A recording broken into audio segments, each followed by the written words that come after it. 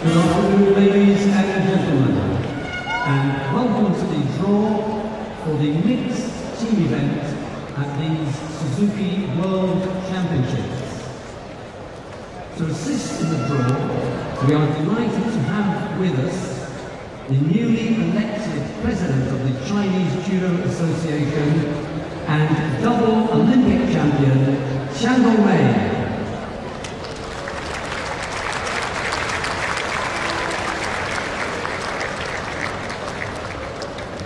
Please welcome to the Vice President of the Hungarian Judo Association and former Olympic champion, Dr. Kovács Anatol.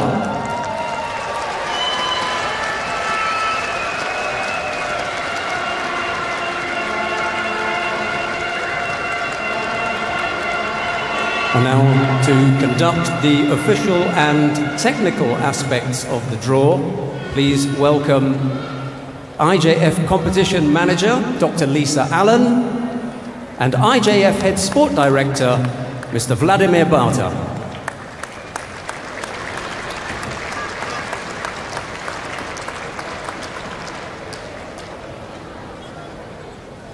Thank you, Sheldon. Good afternoon, ladies and gentlemen. We're very proud today to have the draw for the first Senior World Championships mixed teams.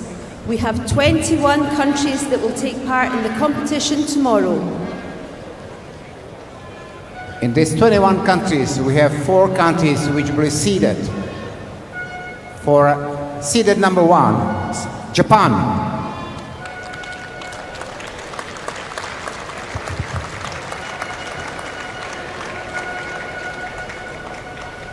Seeded number 2, Netherlands.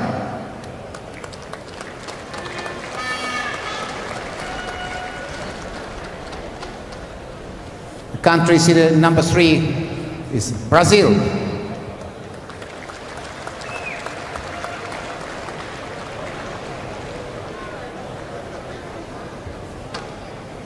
And the last seeded country for number 4 is France.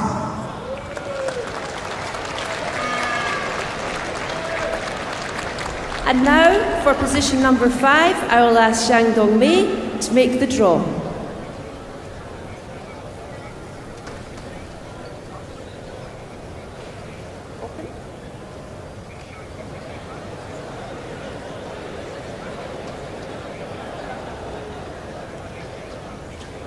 Position number 5, Great Britain.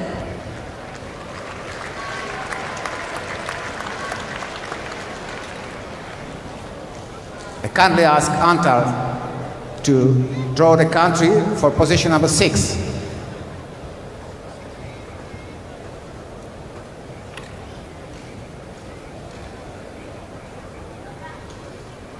And it's Romania.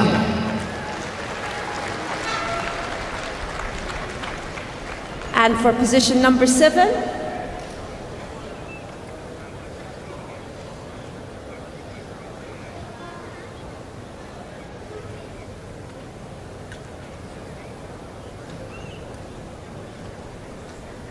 Georgia. We draw the country for position number 8.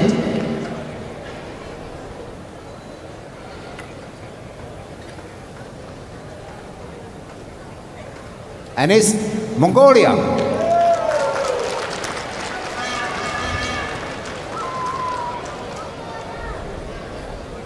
And now for position number 9.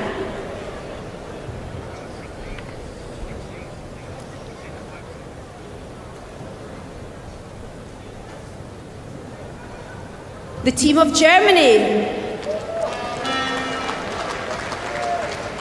Position number 10.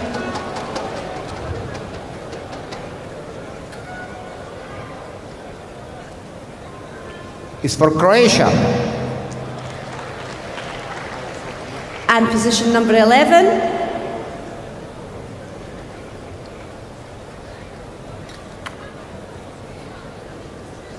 Is Canada. Position number 12.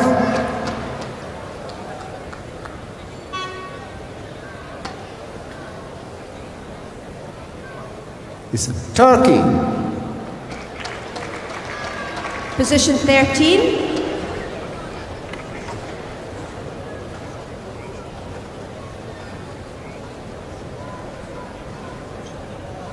Kazakhstan. Position 14.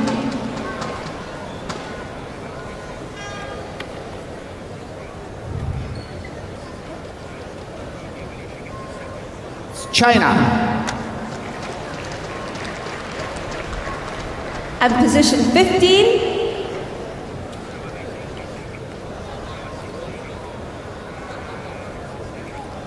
Russia.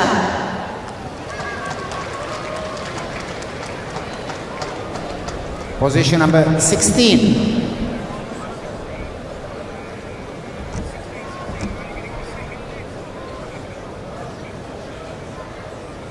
Algeria. Position 17.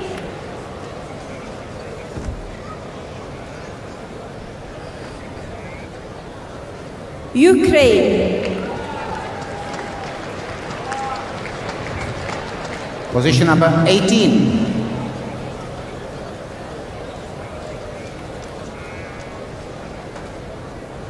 And it is Cuba.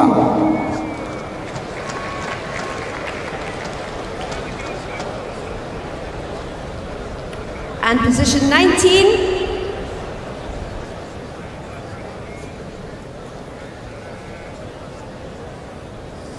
Is Poland.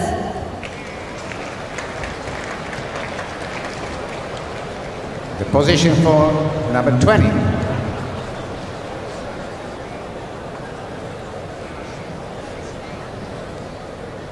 And it's Hungary.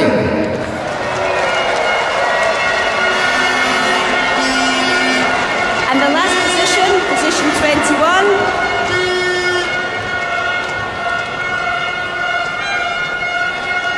Korea. Thank you very much, coaches. Wish you good luck. Thanks for paying attention. Thank you. És mindenkinek szurkoljunk a magyar csapatért, mert van sanszunk. Ma is gyerünk egy érmet, és holnap mindenkinek jó szurkolást és jó szórakozást kívánok. Szurkoljunk, szurkoljunk!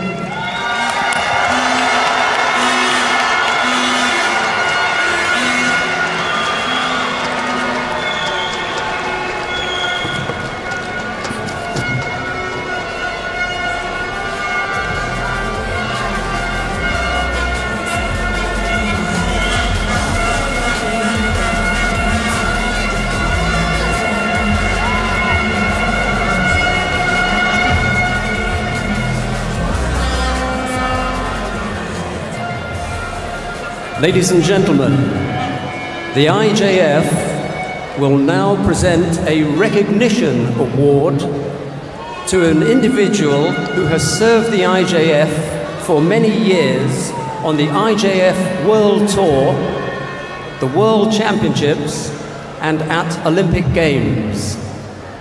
To present the award, please welcome to the stage International Judo Federation Head Refereeing Directors, Mr. Juan Carlos Barcas and Mr. Jan Schneiders.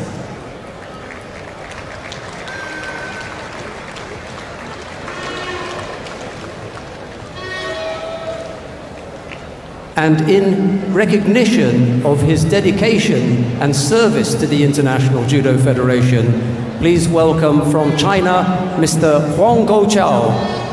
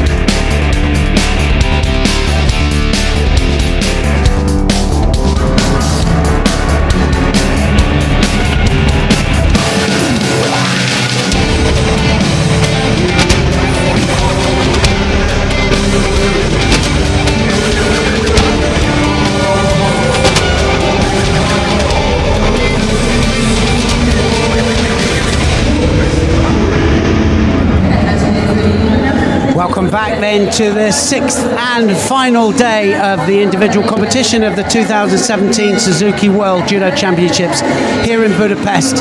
This wonderful city, I tell you, has hosted the most fantastic event, and we have been treated to some incredible judo throughout the 6 days. Now today sees the great Teddy Riner going for his 9th world title. Can he do it?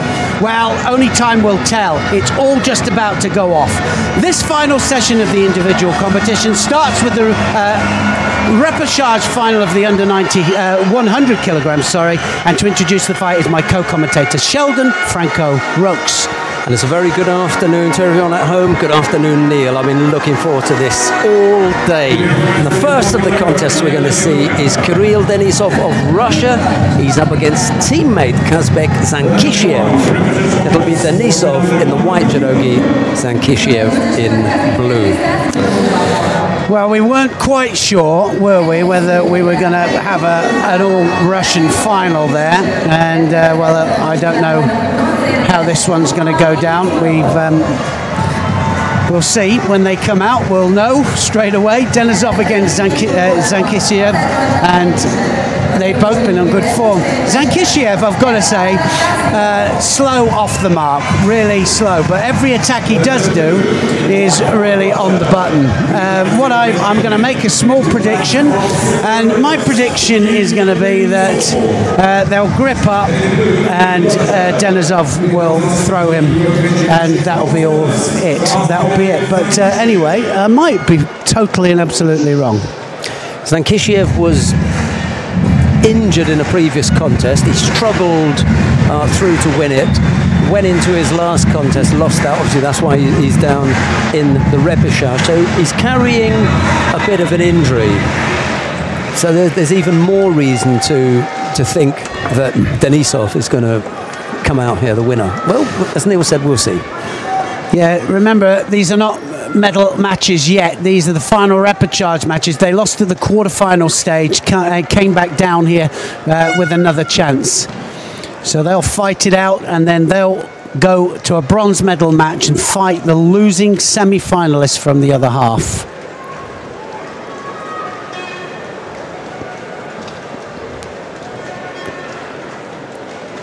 Left-handed fighter, Denisov.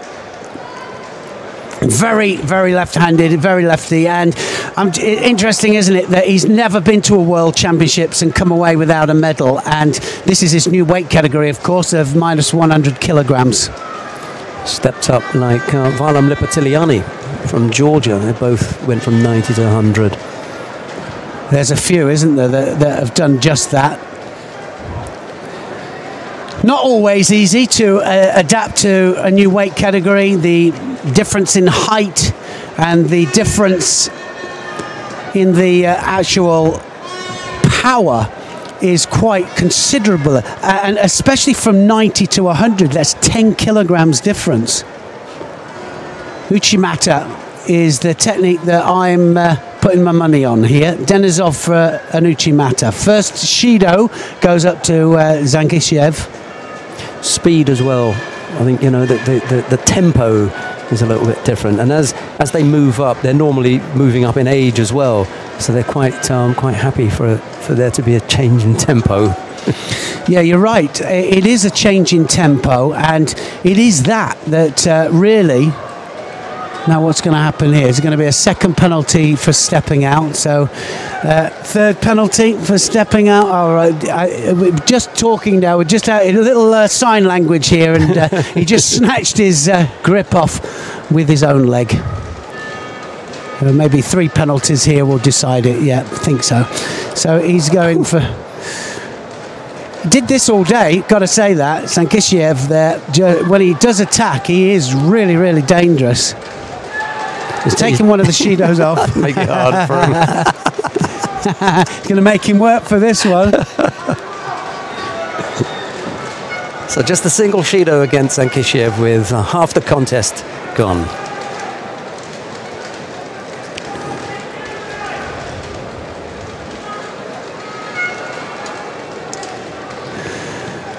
Now what's going to happen? That's it, all over. So Ippon to Denisov. Denisov will go through to... Did I say Uchimata? I did say Uchimata, didn't I? I can't remember that now. Yeah. let that one go. It wasn't Uchimata, it was Diashi Kuriyashi. Yeah. And, well, Denisov goes through to fight for third place.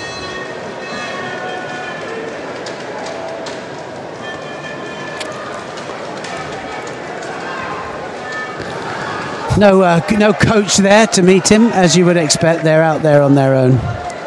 No advice. So a little bit of a double foot sweep there. Kouchi to Koso to Gak. Watch the Kouchi start. Koso to Gak. Job done. The other bronze final repechage match that's being fought at the moment is Toma Nikiforov of Belgium against Elmar Gazimov of Azerbaijan, and that's still going on. So just another chance to have a look at that beautiful foot sweep there. Lands him on the points of his shoulders to get the score.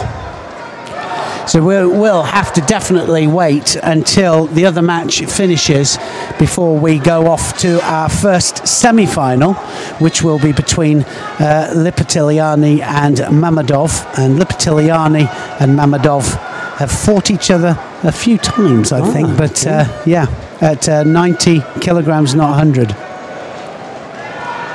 Well, it gives us a chance to talk about the three weight categories that we're looking at today. We've got the 100 kilo category that you've just seen one of the repechage contests in. We're going to come to the semi-finals, Neil just said, but there are two other weight categories. The plus 78 kilo category for women. We've got that repechage contest and a semi-final coming up here. And we've also got, I suppose, the blue ribbon, if you like, of judo. That's the men's, the super heavyweight, the plus 100 kilo category coming up after that, and all eyes will be on Teddy Riner. So, well, there will, won't they? Everybody is saying, well, can he do his? And he's gone through steadily. He's won it on every match so far. That's not bad for somebody that they're saying, well, he looks a little bit flat, and he doesn't look as if he's going to be able to do it, or will he be able to do it? But the thing is, he has got a lively opponent in that semi-final, and I think that it's going to be an excellent match. And I think that the new up-and-coming Georgian to Tushishvili is just, he's been brilliant all day. He's really been banging him over. So let's hope he gives him a fight. What we've seen with Riner is that he has the ability to go through a number of gears. And only when he is pushed to go up another gear does he do it. So it can look at times as though he's not doing a great deal. He just, and he does as much as he has to. We very rarely see him seriously tested, and it could be that Gurem Tushishvili will give him a test today. We'll see. We haven't got that long to wait. Before that, we've got the contest that Neil spoke about a couple of seconds ago. Varlam Lipitiliani of Georgia will face Elkan Mammadov of Azerbaijan. That's a semi-final in the under 100 kilo category. When the two fighters appear, it will be Lipitiliani in the white judogi, Mammadov in blue. And we'll get that graphic up with all their details for you to have a look at home.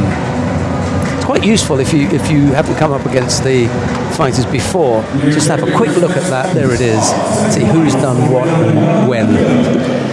Yeah, well, that's the other thing, and I know that we've said that I like the world rankings, but the thing is, the point is, Lipitiliani went up a weight, Mammadov came up a weight. Mammadov's been up into the weight a little bit longer, and Mammadov was world champion in under 90 kilograms. Lipitiliani has never won a global event. He's never won a world title, and of course his great ambition is to win a world or an Olympic title. So he's been there roundabout. He's won absolutely almost everything else, but he's looked a bit flat today. I've got to say that Mammadov, for me, is just having, he always looks as if he's out on his feet. You know, after about 2 minutes, he looks to me as if he just wants to give it up, and he's sucking dust off the rafters, but he manages to pull something out. This is the man here, and so even if it goes halfway and he's bent over double, don't write him off. Lipitiliani, well, he's a counterman. So if certainly if Mammadov attacks half-hearted, he'll find himself in trouble.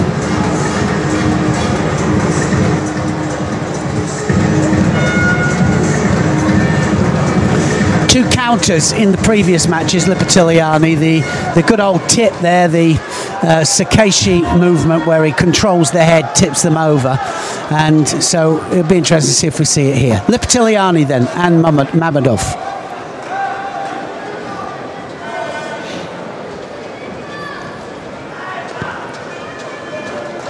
I thought that every match, actually, Lipitiliani, I thought, well, he doesn't really want to be here, but he went Wazzari win every match. He went to time every time, but he just did enough. And actually, at the end of the day, if he carries on like that for the next 2 matches, do you think he cares? It'd be enough. No, exactly. It just will be enough. Myra Aguiar, the gold medalist in the under 78 kilo category, said in an interview, I know it wasn't pretty, but I just did enough. Well, that's it, exactly, yeah. And people remember you as world champion. So one attack up. Can't just snatch off the grips. You've got to go forwards with the grips, and the whole idea is that we grip up, use them, and look at that, straight underneath there with that Sodi. Does that well, doesn't he? Did that at the European Championships to great effect in the final. Just literally just took the sleeve and then right the way underneath to throw for Ippon. So be interesting to see if he can do it again. Lipitiliani, of course, typical of the Georgians, love to come over the top with the arm.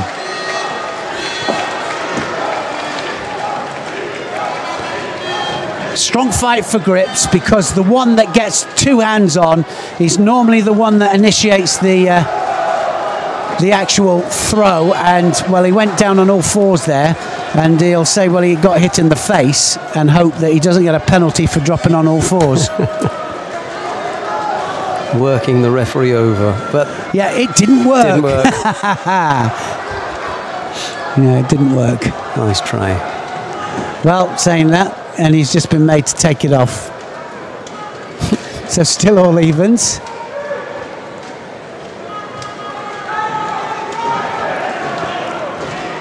Good match.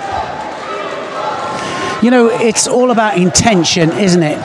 Progression, intention, and these guys, you can tell they're trying to get 2 hands on because the intention is to throw.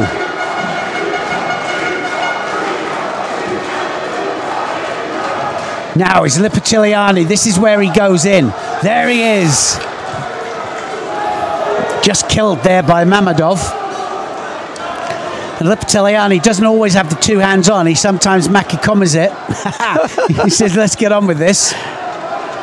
He was embarrassed at the end. He didn't try anything. He didn't try anything, no. But we have seen it today. A couple of scores, actually, where they went and somebody turned their back on them. So now Mammadov has to do something.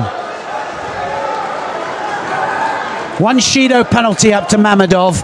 That's the little yellow flag you see up there. 3 of them and it's all over. You get disqualified. And it's always given for just minor infringements, but those minor infringements, they add up.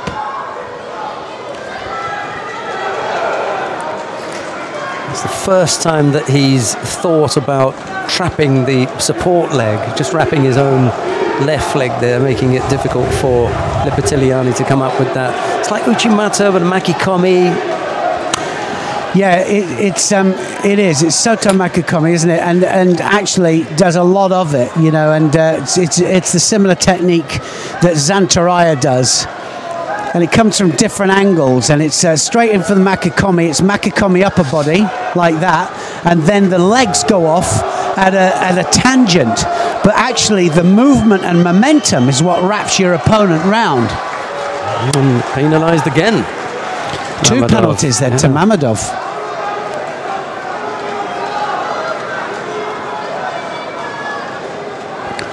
One more and he'll be out of it.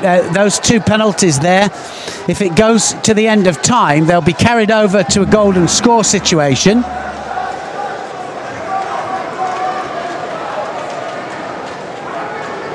But then, if he gets one more, he'll be disqualified. But the big advantage in golden score is that he'll be able to catch those up. He can if he ups his work rate.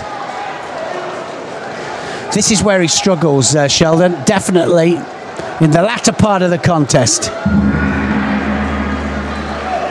I've been noticing a tactic when this scenario appears.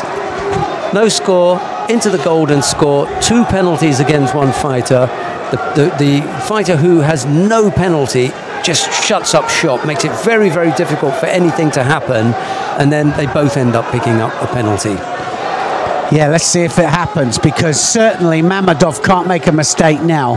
He's got to go forwards, he's got to attack.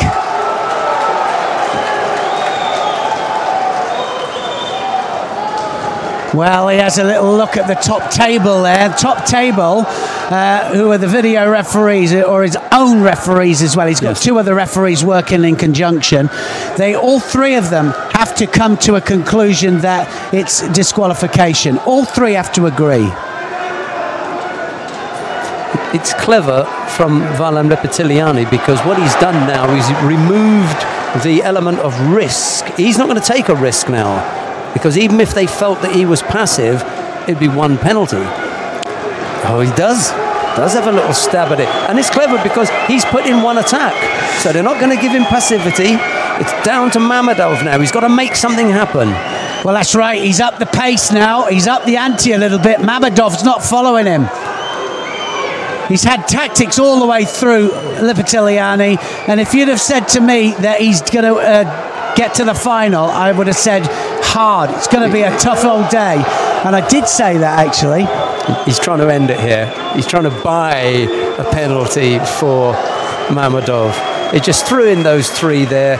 He also feels that Mammadov has no longer got the power to counter him. So I said he wasn't going to risk, but the risk isn't there because Mammadov he hasn't got the power to counter him any longer. And I think also he said to himself, long enough for this. Yeah. 1 minute 19, I want to get off.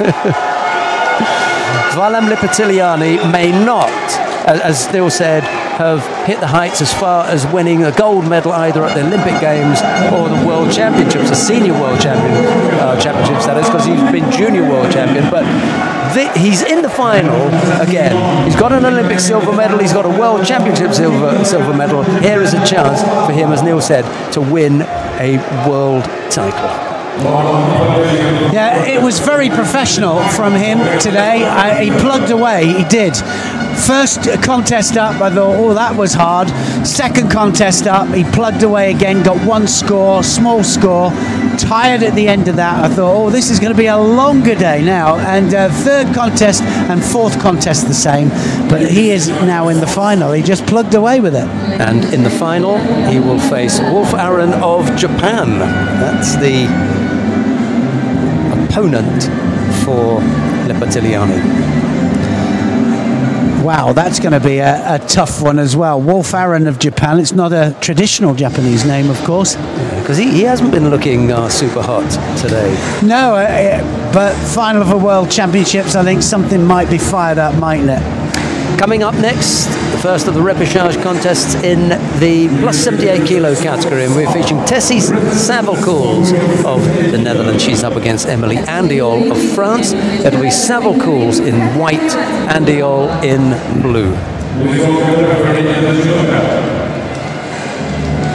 Well, Andy Old is the Olympic champion, and she's looked tired all day and just really off the pace, but here she still is, of course, still in the hunt for a medal here. Saville Coles will come out all guns blazing, because she always comes out, she has done it all day as well, comes out, throws her left Seoinage in and just keeps plugging away with it all the time. So I think that's going to be a tactic here. It would be a terrific achievement for Tessie to take a medal here. She's not your typical heavyweight, and I'm sure that there was a period where she was under 78 and decided, okay, I'm just going to, you know, as they do at that famous burger chain, say I'm going to go large. And she did. She just put on that extra weight and went up and decided it may be easier in the plus 78 than at under 78. Yeah, she certainly, I mean, she's got good condition, and she will push it. I think she'll try and run Andy all around here. Let's see how long it'll be before she throws in that left Seoinage. Here we go. Andy Old, though, very experienced. And a big surprise when she won the Olympic Games. We never expected it. Beat the current Olympic champion then, didn't she? She surprised everybody.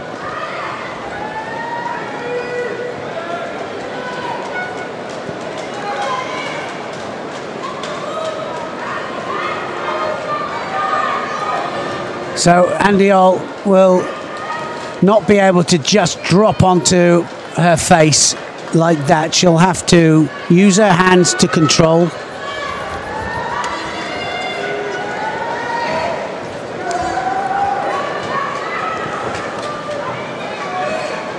So Saville Coles at the moment still not throwing that Seoinage in, not yet. And of course Michael Wieniawski there working hard with the Dutch team. He jumped ship, didn't he? He did, he jumped ship. Trading places. Well, he was Germany for so long with the German ladies team. There's the Seoinage! And are they going to score that? Because they've been scoring them before. Not quite. Maybe that was just a little bit too much on the front.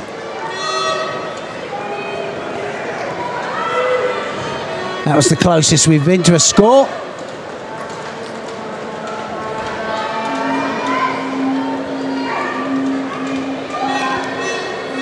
Now she's getting ready for it. Twice now, right the way underneath. Was that a cartwheel from Andy Old? It was a Barani. Actually, they call it a Barani. Close. It's getting close. Perfectly executed. Yeah. 2.3. Well, Saville Coles did get a score for that first technique that we saw. So I say, it's me saying maybe it was too much on the front, but obviously not. She went 2 feet out there, Andy Old. I've seen that several times today. 2 feet go out the area. It's either got to be the person that pushes them, or it's got to be the one that steps out, unless it's part of an attack. Well, now this might be it. Oh, this could be the last contest where Andy Old has the kind of support from the French crowd that she got after the Olympic Games, because they don't suffer a loss well, you know. They'll just be saying next. Well, yeah, I mean, she's a hard worker, isn't she, Andy Old? I mean, you know, I said for what she made, she's 2 feet out again now. They've got to give the penalty, surely. They do now. Second penalty up to Andy Old.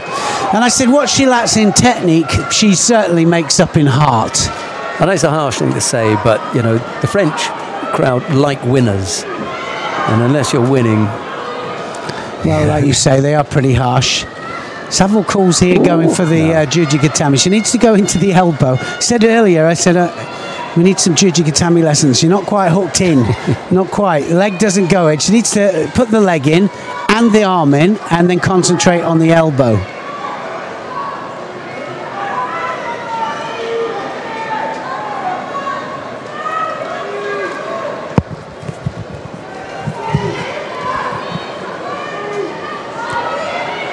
Trying for the Tanio Tosh there, Saville Coles. Trying for the counter, and Andiol, she's hoping, I think, with that. There's no real elevation at all, is there? Still a minute, just over a minute to go here. It really is. It's just wrap up the arm, throw yourself to the ground and hope for the best. She's still got some support. Of course, they're there. Looks in good condition, Saville Coles. Looks like she can keep this going, just needs to keep up the pressure. And that's just for 1 minute. A little over a minute left to go. Left Cianagi coming again. She's just backing Andiol up to the edge. I'd do the same, I think, because she's not very good on the edge. And then she'll drop the Cianagi right the way underneath. Here it comes.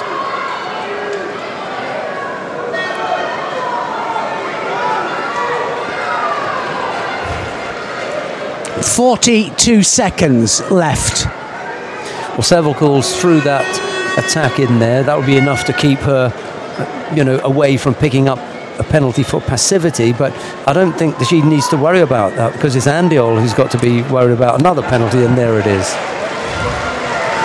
All over. Andiol gets a third penalty. Hansakamaki does disqualification. Saville Coles has done enough to go through to fight for third place. Disappointment for Andiol and the French supporters, who came here expecting that the reigning Olympic champion would be somewhere on the podium. Well, that's what they expect, isn't it? They expect her to be there roundabout for a medal. Even when you're not on the best of forms, you've got to be there roundabout. It wasn't to be, I'm afraid.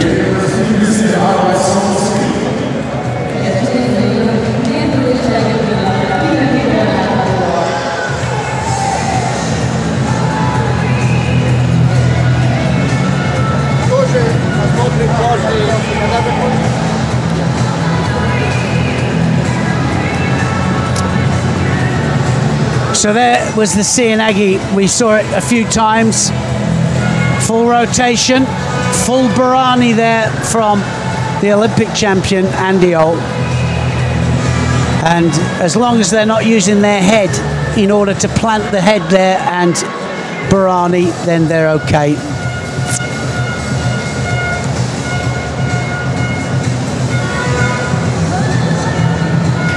Coming up next, the semi-final in the plus 78 kilo category. Asahina Sara of Japan faces Kaira Sayet of Turkey. It'll be Asahina in the white judogi, Sayet in blue. 20 years old, Asahina. Well, I had Sarah Asahina's father come up to me, and I've spoken to him quite a bit, actually, because we're friends on Facebook, and he came up and he said, "Oh, I'm really nervous." He speaks really good English, and he said, "I'm really nervous," and his wife was sat over at the far end, and I said, "Well," I said, "I think she's going to be up there roundabout without a shadow of a doubt," and she's had a nice steady run right the way through. 3 upons so far. Semi-final now coming up, and there they are in the crowd. In fact, that's not her father there, believe it or not, but there's no mistaking Sarah. Sarah Asahina here has good technique. She really does. She looks to throw for Ippon all the time, and it doesn't always happen. Sometimes she'll flop because she looks for the big technique all the time. But this lady here, she has had a good run through as well to this semi-final. And Sayet has been steady. She's been on the world circuit for some time. Yes. Steady medals all the way through. It was Sayet who put Andiol down into the repechage. And she did it well as well, Andiol. She beat her by Ippon, and yeah, it's going to be a good fight. Asahina in white and Sayet of Turkey in blue.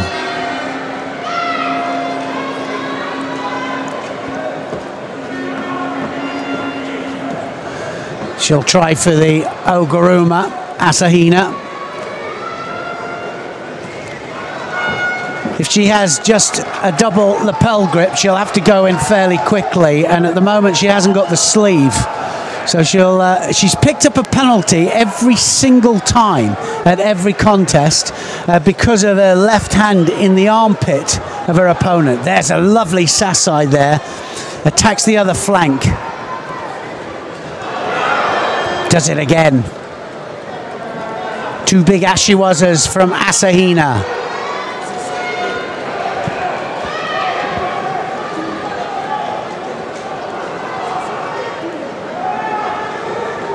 Say it. Right arm round the neck.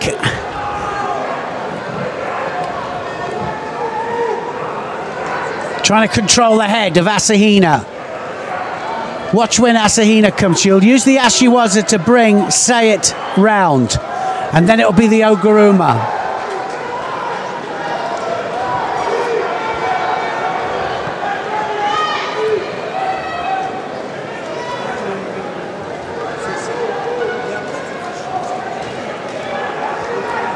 She'll need to just set up the right position in order to attack. It's funny, you know, I just did an interview for Fuji TV, and they were asking me about their great gold medalist, of course, and how, you know, why was he so brilliant? And I said, because he adapts to situations.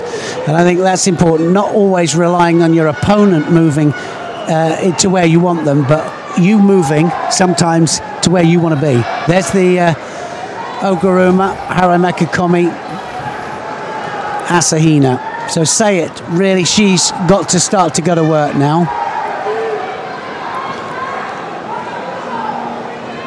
Yeah, I mean, Abbey, when he attacks, he'll attack and then he'll readjust his back legs to get into the right position. Say It hasn't attacked full on yet. It's been all about Asahina, but no score on the board yet. It's going to be a penalty, I think, to Say It. Asahina gets it. Well, you agree with that? Well, Asahina had we weren't in a good position to see that penalty because it's an unusual one. Asahina looked the stronger of the two, and I thought she was going to launch on an attack, but the referee's in there to see just straight arms blocking her out. There's nothing that Say It can do. Now, we talk about the grips that you take. You can take any grip you like, but you've got to do something with it. But what you can't do is to block out defensively. Oh, that's it! Now, was that a score? Did she land on her side? So close. Well, we couldn't see, could we, where the arm was, and so we'll have to have a look. See, here we go. Slightly different angle. She might have landed on her side there. Again, I come to look at the referee's position, and we could see her on the other side looking at that. Got to give the benefit of the doubt to her and her team as well. Almost there with that Oguruma. She latched onto the outside of the leg there. Say It just managed to avoid it. Have you noticed how many times the referees have been in good positions in this in these World Championships? Good group. Yeah, no, you're absolutely right. They have. And I missed the penalty there. Sorry. So, well, the penalty went up to Say It because Asahina is the one that's attacking. Asahina, the one taking the initiative. And Say It hasn't really put a big attack in. There's the Oguruma.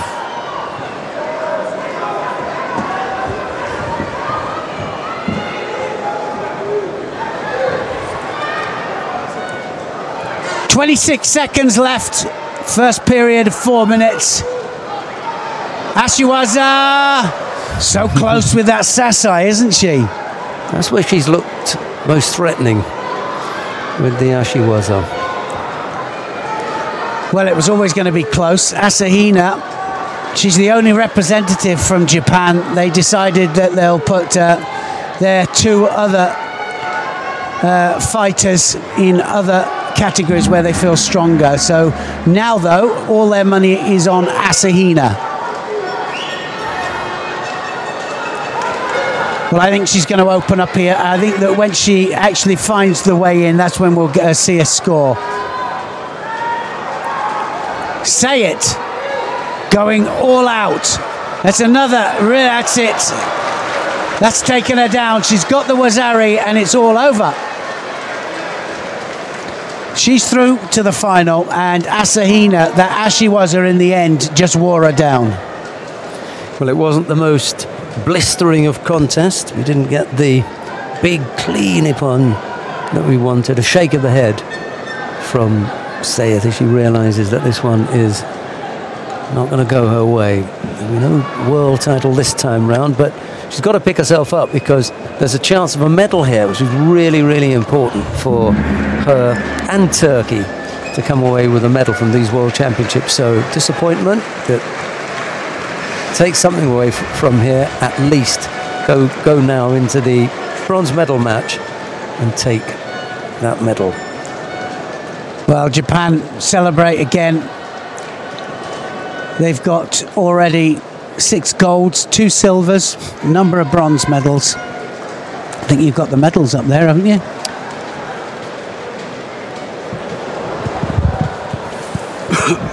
There are the medal. That's the medal table. Yeah, I don't think I'm too far off. 3 silvers now and 1 bronze, 1 5th place, 6 golds. And when you think that all the rest of the medals, they're spread out: Mongolia, France, Brazil, Serbia and Germany.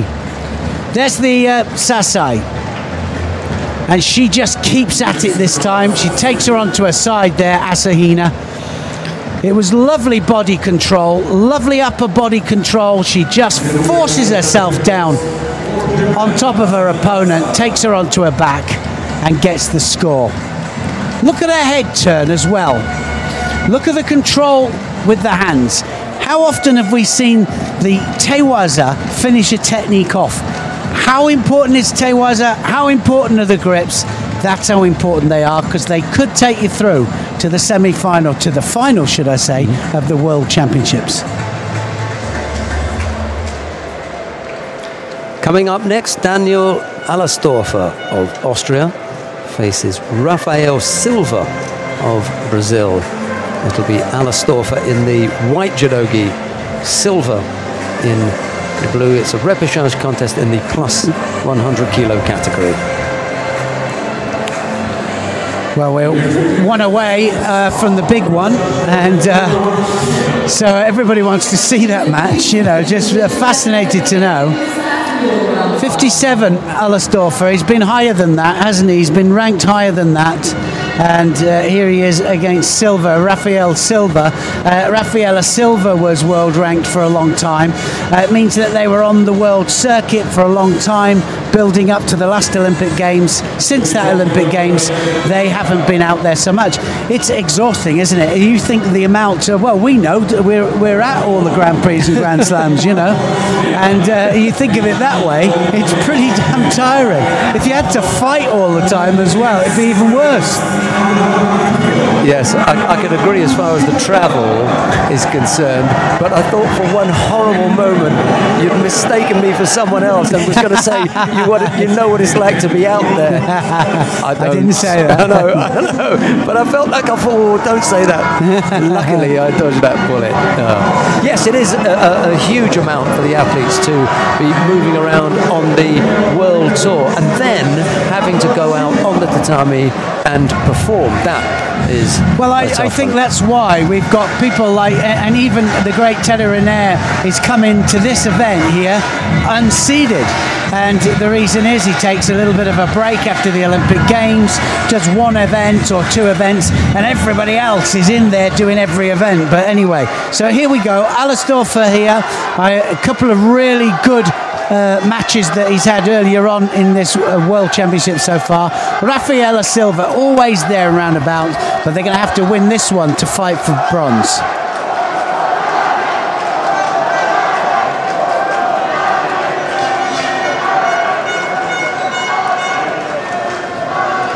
Man Mountain, Silva is. I mean, Allerstorfer is a big guy. Silva is even bigger.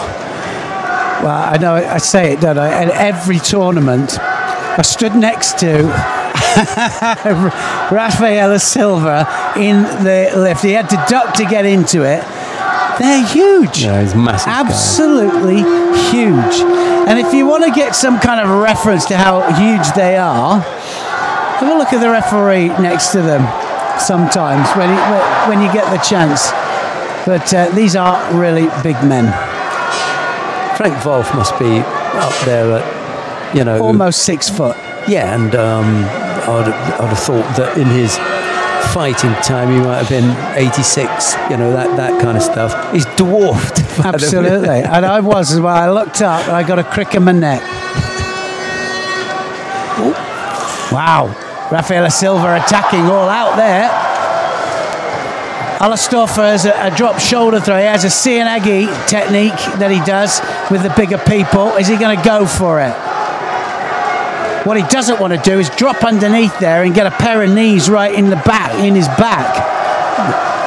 This crowd will erupt. Yeah, it would, wouldn't they? If Alastofa throws Silva, because most of the crowd here are on Alastofa's side. We're in Hungary.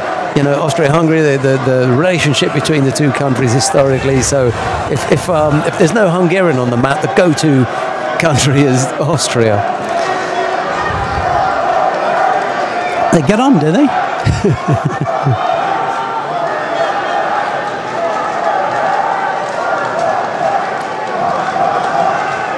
Well, now Rafael Silva is about 3 or 4 techniques up, but every time just keeps dropping, but it manages to get Alastofa a Shido, a second Shido now, and now he can't make a mistake. Still, what, just over 2 minutes here? Just over 2 minutes gone, that is. He has to score. Alastofa's got no other option here because within a 3-minute period, the 140 that's left, he's going to pick up another penalty.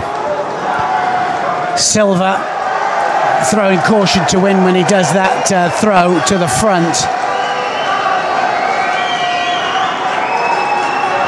Alastofa this time reaching Osodagari.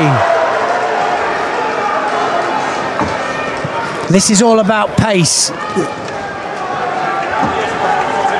Just looking over, actually, Shudder, just saying, I'm just looking over at the other mat there that's happening. Naidan is fighting for Mongolia. Akrishvili, the other Georgian, is on the mat. And Naidan, of course, the first ever Olympic champion at the weight below, wasn't he, for Mongolia? And with a chance there. We'll keep you updated on that one. Into the last minute here. 2 penalties against Alastofa, 1 against Silva. And there's just a feeling that Alastofa's got one more roll of the dice here.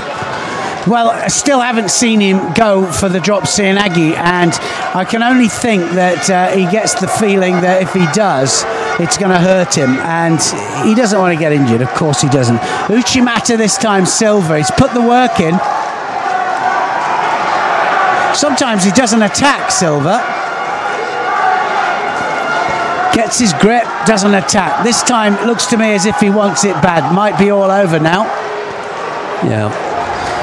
He just hasn't come up with anything in this last period, and the pressure was on. He had 2 penalties against him already. He just needed a big attack. Definitely going to be all over. Oh no, he's let it go. Look at that. Oh. Give everything. Yeah, do you know, somebody said to me yesterday, they said, I don't like it when they get them to tuck themselves in, because you're kind of looking at the referee thinking, am I walking here? And they're right. And in this case, they're not. They're not walking, you know, they're not, it's not finished. He's lived to fight another day. He has. Silva's going to have to work a little bit harder for this one, because Alastofa must, you know, get a second wind here. He must realise. Got a chance. Yeah. And that's what's been happening, isn't it? He's 2 down. What? Now he'll throw the Cianagi in. Why not? Last chance hotel. Oh, look. Nice Taitoshi there. Sheldon was out of his seat here. 24 seconds gone. It's counting up now, don't forget. Still think we're going to see the Seoinage. Watch out for it. Alastorfa is setting it up. Now, he's starting to twitch, and he's going to do it. He'll need to break his sleeve hand off before he goes in. Well, he had his elbow out there, and so it won't count. Alastorfa's best chance is to take hold with his right hand, and while his left hand is free, just pop underneath him. This is the ideal situation.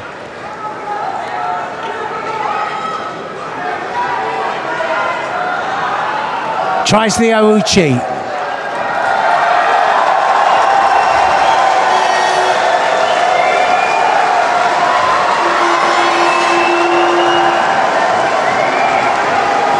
Well, the chair down at the other end of the hall is from Naidan Turchinbayev, defeating Adam Okarashvili. Yeah, he's going to be fighting for another medal. One switch to the left for Alastorfa, and I think that he would be amazed at what would happen. Oh. Too tired?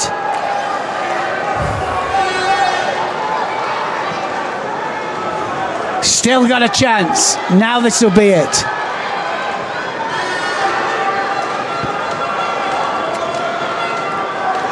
Other side. Still doesn't want to go in.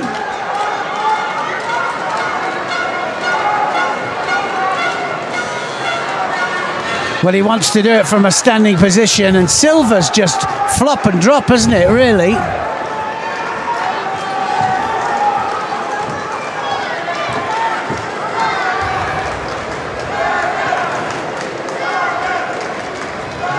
Well, it's over now, so I think Alastorfa's going to get it. Just delayed it, didn't they? They gave him enough opportunity to come up with something. He really did look tired at the end.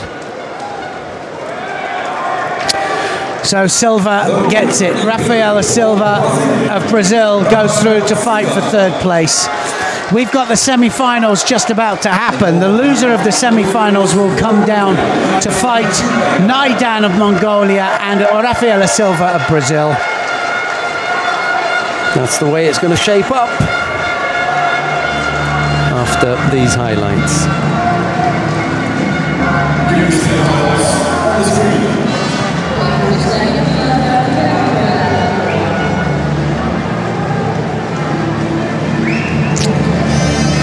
That left Seoinage never happened, did it? Thought it was going to come.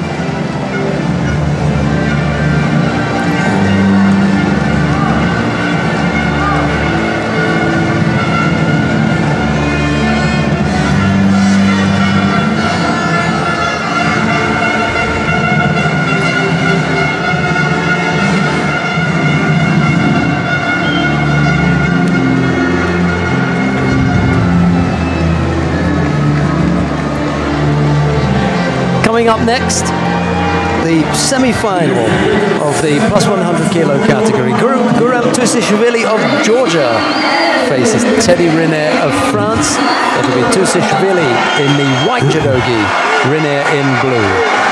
Yeah, well, absolutely. Don't look at the world rank 14 there, because that doesn't mean anything. He is the 8 times world champion. He is the 2-time Olympic champion, and he's coming out here because he hasn't been active, really, so since the Olympic Games. He's fighting the up-and-coming Georgian, who I think could just give him a bit of a run here, and I think that's what everybody wants to see. Tusishvili, the youngster with a lot of spirit and some great technique. Can he do it? Well, what we're going to see fairly early is how Tusishvili copes with a much stronger opponent. Teddy Riner is going to give him a degree of physicality that he's not going to be accustomed to, irrespective of how many heavyweights he's fought. The reason that Teddy's got all these titles is because he is a special heavyweight. So Tusishvili is going to feel something different when he gets out there against him. Wow, here we go. Get ready for it. And you've got to say, you know, here he is again, Teddy Riner, the great Teddy Riner. Tushishvili is in white. Teddy Riner is in blue. And I think that Tushishvili is going to keep moving here. If not now, definitely in the future, he's going to be the main man, Tushishvili.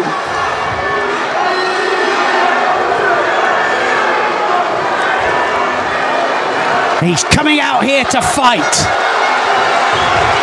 The crowd are really up for this. Oh my goodness, they really are.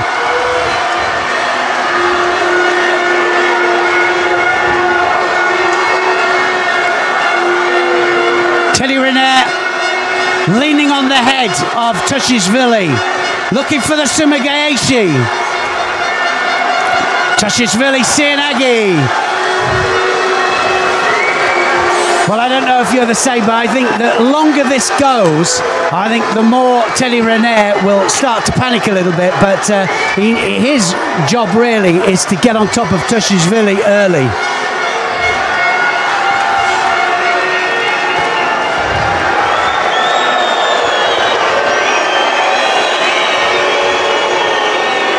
And I think that certainly when Riner came out here, I think he knew he had something a little bit different here. It wasn't like just the normal group that he's been fighting.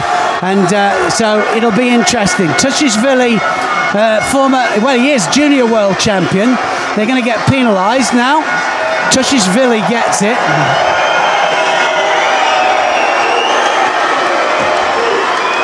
Not everyone in the audience in agreement with that.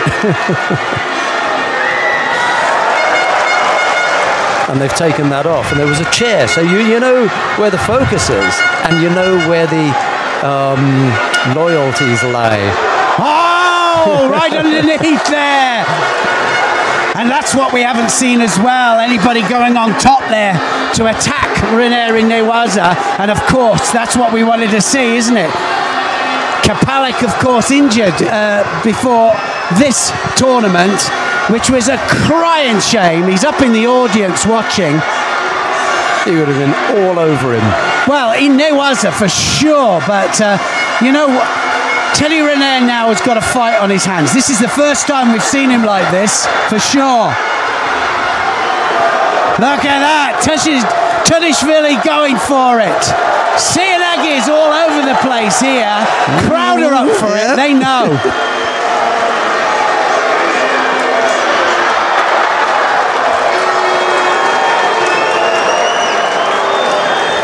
David Moura of Brazil has just thrown Borbana of Hungary for Ippon down on mat number 1 in their semi-final. We're back to Tushishvili and Riner.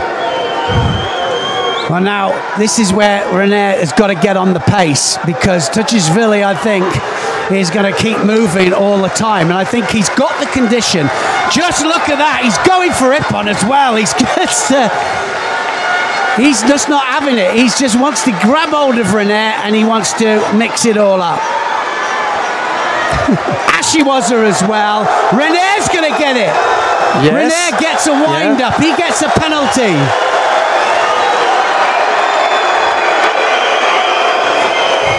Well, they're taking it off there, and the crowd don't like that. We've got a lot of really experienced judo people in this audience, don't forget.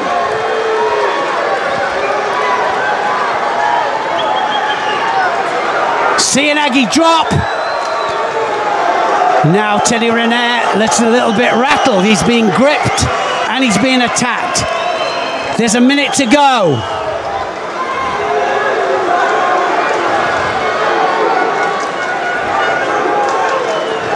Well, certainly Teddy Riner being pushed harder than he's ever been pushed, I think. Other than the last time that he was defeated. And there again. Oh, well, it was a Seoinage from Tushishvili.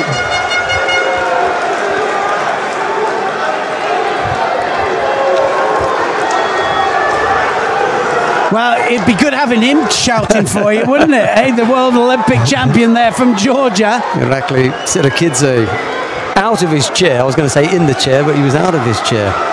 20-odd seconds left to go. Well, this is going to a place where Riner hasn't been for a long time. That's for sure. And he had a different approach, a different walk in. There's the Sianagi again. He had a different walk in when he was coming in there. Just a little bit of trepidation there as he was walking in. 9 seconds. He wants to give. He wants to give the Shido. No, he was halfway through. He wants to give it. 8 seconds. Didn't give it to René. So now it's a golden score. This is dig in. Hajime straight away.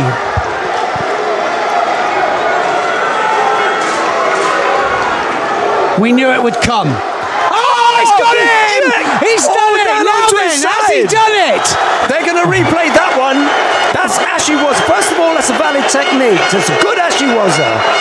Oh, it was I'd perfect. like to see the landing on that one.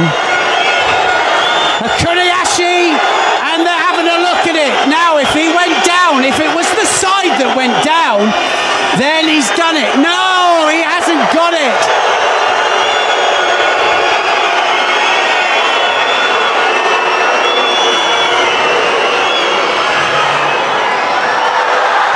He's got him over. René's got him. Right, it was won and lost, wasn't it? It was won and lost. And, well, they looked at that, didn't they? They looked at it, and René obviously hadn't gone onto his side there. So Touchesvili, they thought he'd won it. Now René comes back. Credit to him. We were talking about what does René feel that he has to do. He just feels that he has to do as much as he needs to, and he does it when he has to. This was a time when it got, you know, they say the going gets tough. It was tough. He got going. He did. Lovely quote. Sorry, Absolutely. it's not mine. The crowd don't like it, but come on. That was an amazing match.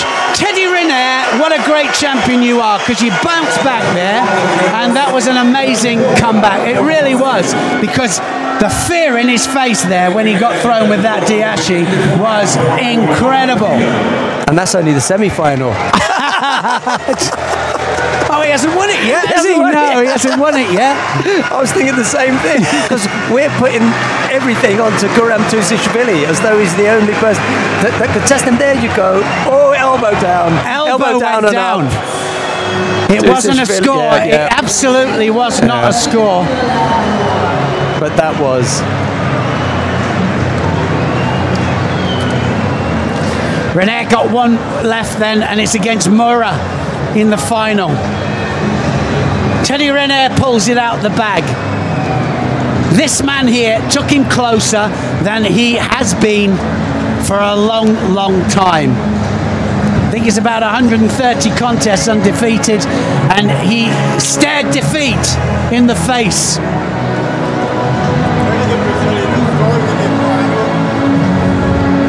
That was amazing, it really was, and credit to the young Georgian, because he really took the fight to René. Well, I think I was speechless afterwards and couldn't quite articulate what I'd said earlier on, which was Teddy René has a degree of knowledge about what he needs to do and when he's going to do it. If he's not pushed, he'll just do as much as he needs to. When he got pushed by Tusishvili, he showed that he still had something there, and he came up to do it. The bronze medal contests are coming up now, and the first of these features Elmar Gazimov of Azerbaijan. He's up against teammate Elkan Mamadov. It'll be Gazimov in the white judogi, Mamadov in blue. Well, it's not bad, is it, if you've got the world rank number 5 and the world rank number 3 out there. Guaranteed medal for Azerbaijan. We've got to calm ourselves down now. They would have loved to have been on opposite sides in this situation. Yeah, it's always a shame, isn't it? But then that's what the world rankings are for. Yeah, that's how it's that's how it got sorted out. So just because you come from the same country doesn't mean that they pop you over on opposite sides in the draw. if the world rankings bring you out on the same quarter, then so be it. So they have depth in this category. These two have fought each other and they train together.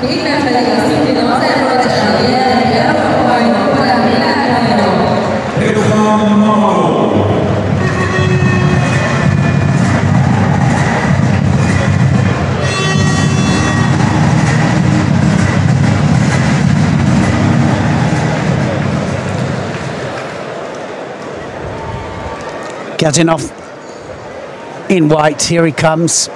Mammadov in blue. They, of course, are going to know each other very, very well.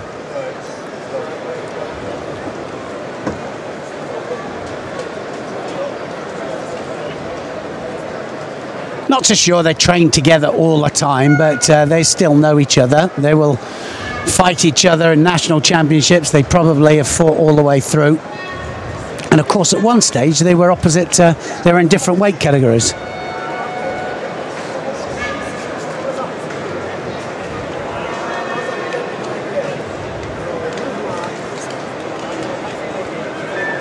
Oh, Yoko Otoshi. Well, it's a bit of a mixture, isn't it? It's Yoko Tatami for sure, but a little bit of a mixture when they duck the head there. Could say it's a form of Kadaguruma. Two techniques by Mammadov, and Gazinov got to find a way back. Looking for the Juji Tatami here. Now looking to take the top half, wrap it up.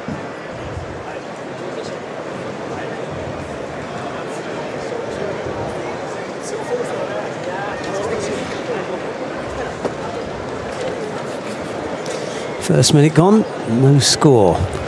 Yeah, penalty free as well. Yeah, penalty free. I think just Mammadov, couple of attacks up there, and I think Gazimov's just got to get on his bike a bit. Flew out on the flight together, no doubt. Same hotel, warming up, meals all the time together. In the team event tomorrow together. Just this particular one, they've got to go head to head. Absolutely, and like I was saying, I think they were different weight categories for quite some time, so they will have trained together. Gazinov really hasn't started, and so we really need Gazinov. Otherwise, he will get penalised, so he needs to initiate.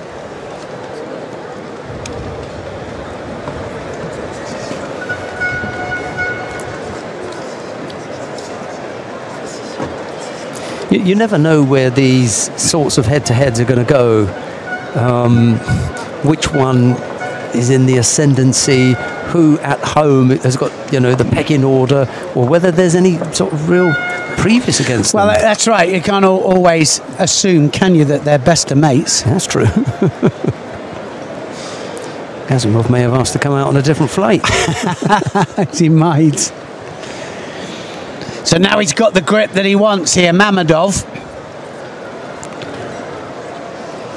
Now, I thought he was going to jump on his back then. It was very, very close.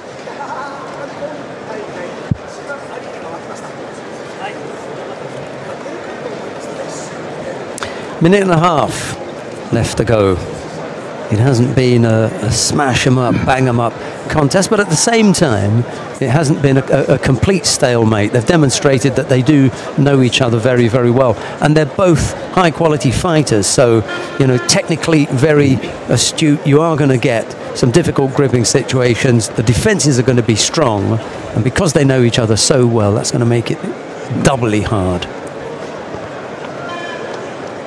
Yeah, especially as they're just attacking at the right time as well. So there's no penalties on there, which is a good thing. So any score here, just finish it off. Can't just drop Mammadov. Well, the crowd definitely quietened down after that last bit of excitement. Well, they had Bohr on one mat and Rinne on another. Tushishvili was probably, you know, the crowd favourite. They fancied him, didn't they? Yeah, they did, absolutely. They did. They liked him. They were right in there.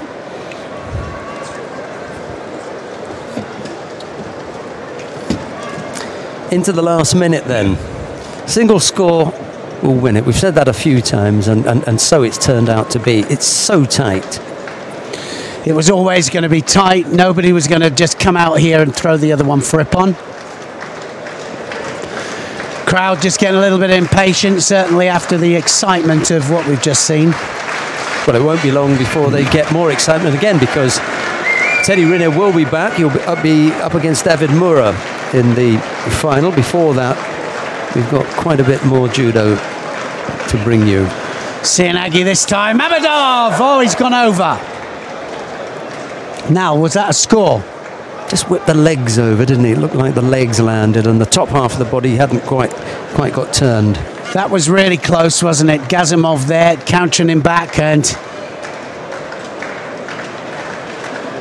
keeps switching sides. I think that's what's going to score in the end. One penalty up to Mammadov.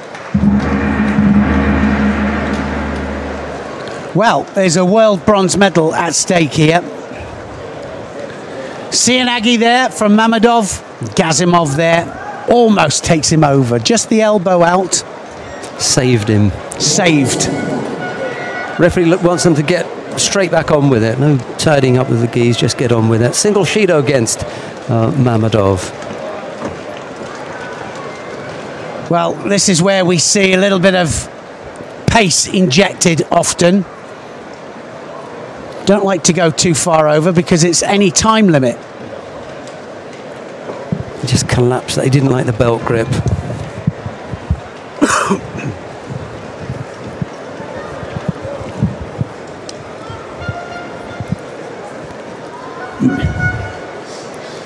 Half a minute into golden score.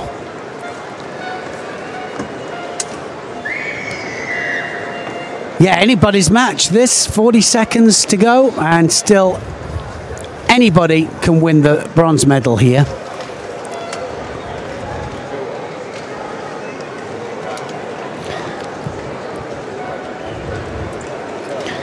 The other bronze medal match, Denisov against Korel of the Netherlands, and Denisov, of course, of Russia. After that, of course, we've got the final, which is Wolf Aaron against Lipatiliani of Georgia. So a couple of medal chances here for Georgia.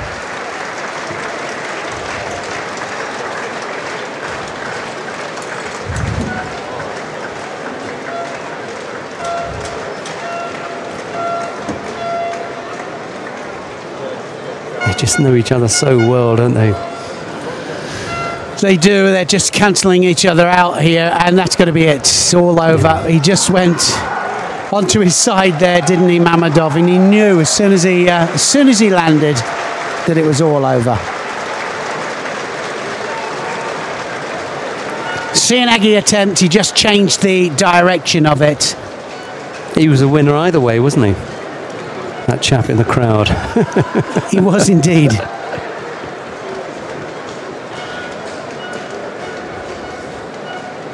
Elmar Gazimov, it is, who takes the bronze medal for Azerbaijan. And Mammadov has to settle for a 5th place at these World Championships. Yeah, best buddies, eh? Obviously, no love lost there, I don't think. Obviously.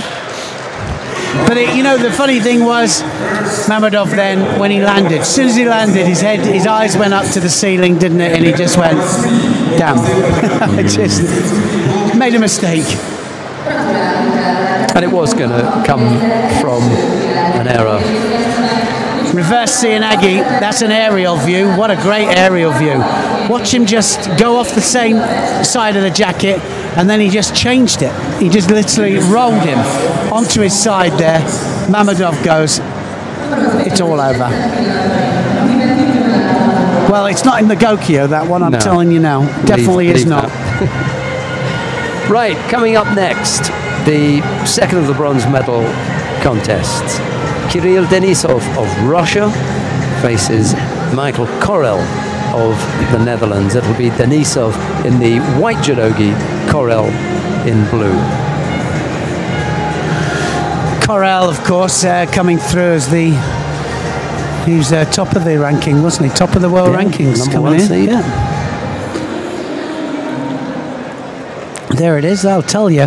But Denisov here, he'll want to come away with yet another medal here in the World Championships. And I was going to ask Sheldon just to tell us how many world medals he's got, actually. I just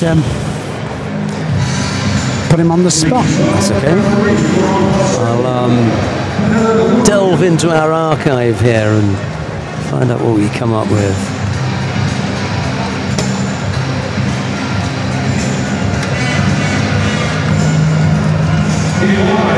Representing Russia, Budapest champion and 2000 world silver medalist,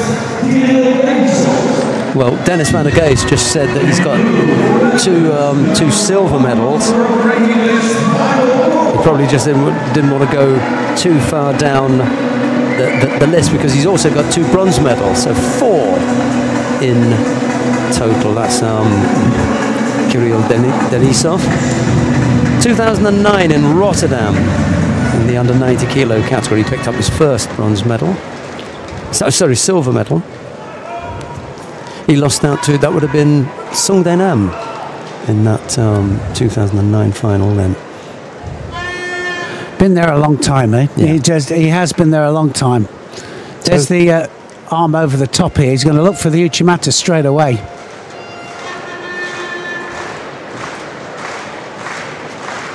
Oh, and he's going to score. Wazari.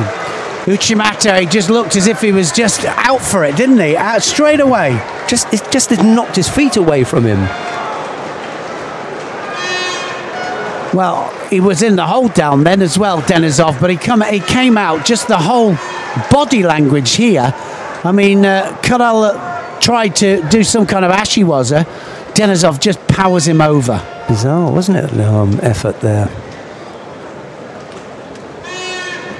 But he has the intention of throwing Corel for Ippon here. Corel can feel it. Look at that right hand there. Just trying to stop him from coming through.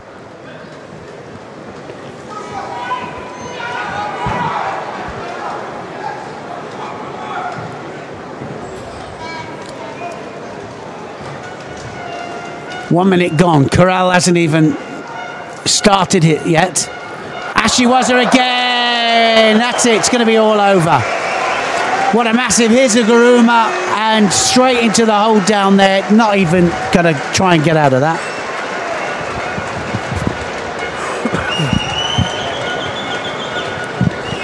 Well, he kind of gave up on it, didn't he? You know, it was just the whole feel of the match. When he came out, Denisov gave the feeling that he was going to throw for Ippon. And he did. And take another world medal. Some Russian supporters in the crowd there. 5th world medal.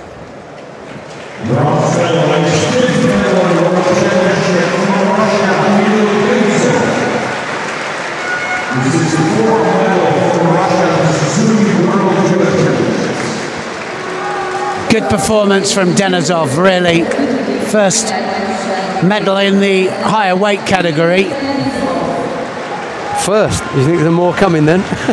Yeah, I do. Yeah, why not? Well, you can't write him off, can you? My goodness. And why would he have gone up there to fight in that weight category just for a one-off? No, he's going all the way to the Olympic Games, this guy, I tell you now, at -100s. He's ready for some more, isn't he, Kirill? Yeah, he was so hungry coming out there. I mean, he was. He just took hold. And for me, body language said it all. I'm going to throw you for Ippon, but then he just changed directions, didn't he? 29 years old, so he's got time in that heavier weight category. You know, they go on for a little bit longer. They're 32, 33.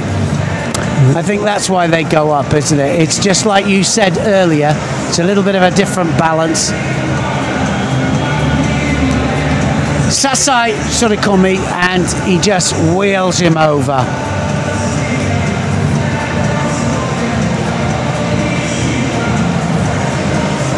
Well, that was classical, wasn't it? It's almost like he's demonstrating to us. He says that way. Really throws him well, yeah. Yeah, it's beautiful control. Transition was good as well.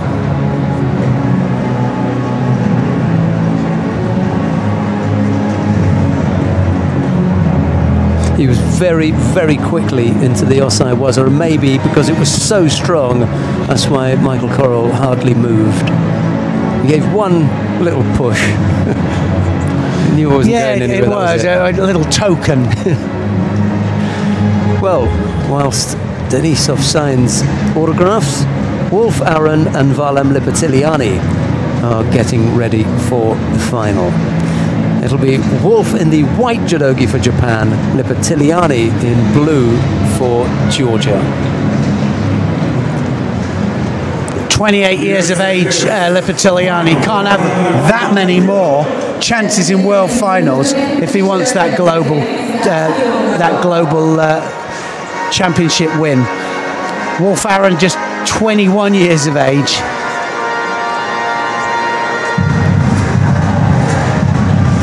That was his way through there. Wolf, Corral, Gasimov, Pasiek, Kajenix, Almisadine of Jordan.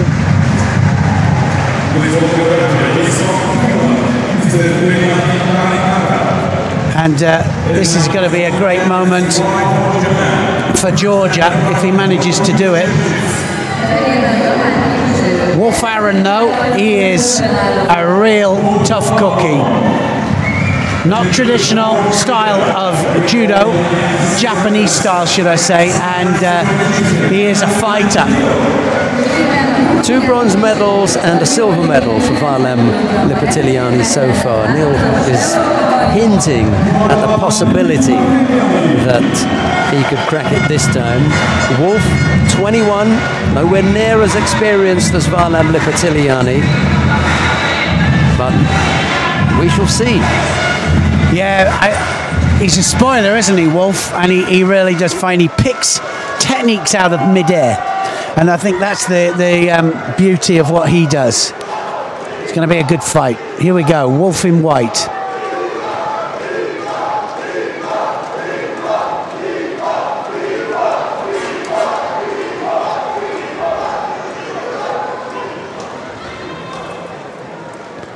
Right against left. So they'll be fighting for that sleeve all the time, unless they go over the other flank.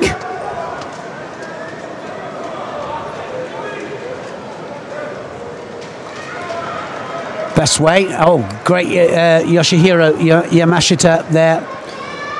A 2-time, 4-time world champion, Olympic champion as well. Back in the 80s. One of the greatest, actually.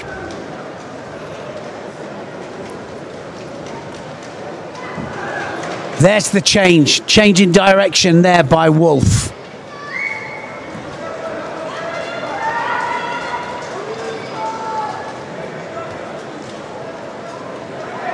Lipatiliani, though, he's been fighting so hard all day. Now he's got the belt there. Ooh, didn't like that, did he? He did not like that at all, did he, Wolf? Yeah. He said, no, I get a funny feeling that something's going to happen here. I'm going to bail out this one. Well, as soon, just to let everybody know out there that don't know what that means, basically, Lipatiliani there, over the top, grabs the belt. That normally means he's coming in for a whopping big technique that takes most everybody over the top.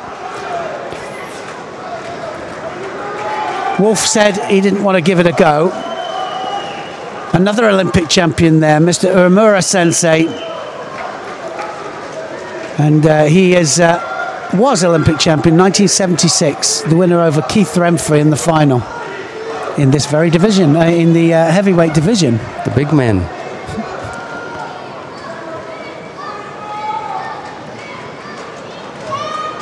Well, it's going to be a tight one, this, isn't it? Halfway. Second time that Wolf has attempted that, and Lipitiliani's seen it coming, blocked it both times. Yeah, he needs to leave it now. He's gone that side all the time, so he needs to throw caution to the wind. What we haven't seen yet from Wolf is the ouchigari that he does. He's got a really good ouchigari that he does, and he does it when he's under pressure. So we'll see. Lipitiliani decided to have a go as well and was dealt with in the same way.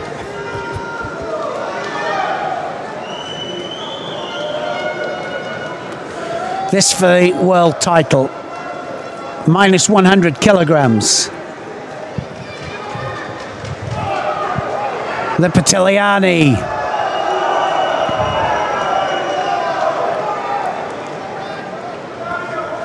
Georgian coach wants Shidos. We don't want Shidos. We want to see a throw, of course.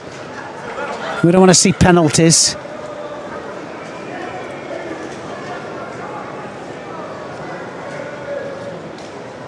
Wow, tight.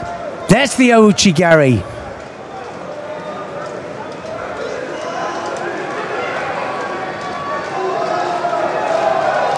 Well, neither fighter here able to get through the defences of the other one. So strong defence, strong attack.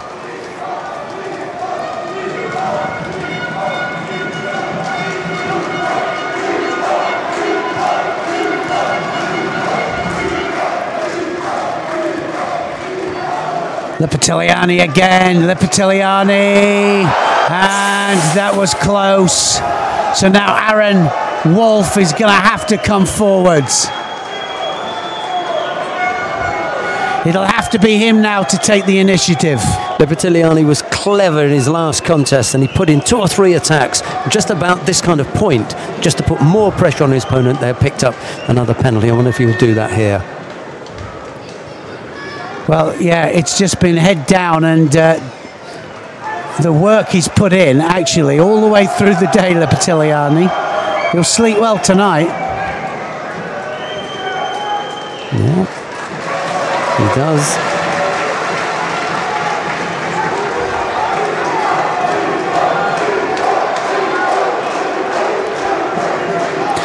So, just that look of desperation there from Wolf. We're at that scoreboard again, Neil. Yeah, it's there. Now Wolf is going to really have to pick this up if he's going to pick this up and rescue it. And the last man that we spoke about it, when it was that same situation, was Lipitiliani. He was there then. Look at this. He's going to go for the turnover here, Lipitiliani. He was going to try for it. Wolf just turned straight into the arm. That's a good attack from Wolf, and you're right. If he goes passive now, Lipitiliani doesn't care. He's got 2 penalties to play with here. Ouchi! It's gone! Oh my goodness me, that ouchigari got him out of trouble again. He changed direction, and Lipitiliani is down.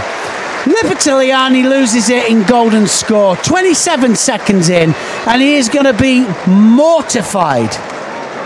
Well, all the talk about tactics went by the wayside when, again, Wolf's back was up against the wall.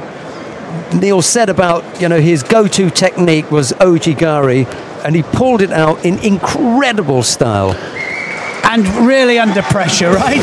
I mean, you don't get much more pressure than that. You're 2 Shidos down, you've got to attack, it's got to be a good attack. And the only one attack that you do in the whole contest that is worth its salt is that one. And it clattered Lipitiliani to his back. It really flattened him. Lipitiliani will be absolutely mortified because Aaron Wolf of Japan is the new world champion, and once again, silver medal, did well, did fantastic, amazing, but that world title eludes him. The nearly man. He goes one way. Look how he switches direction. He switches direction there, and he fires off that back leg. That change of direction, how important is that change of direction?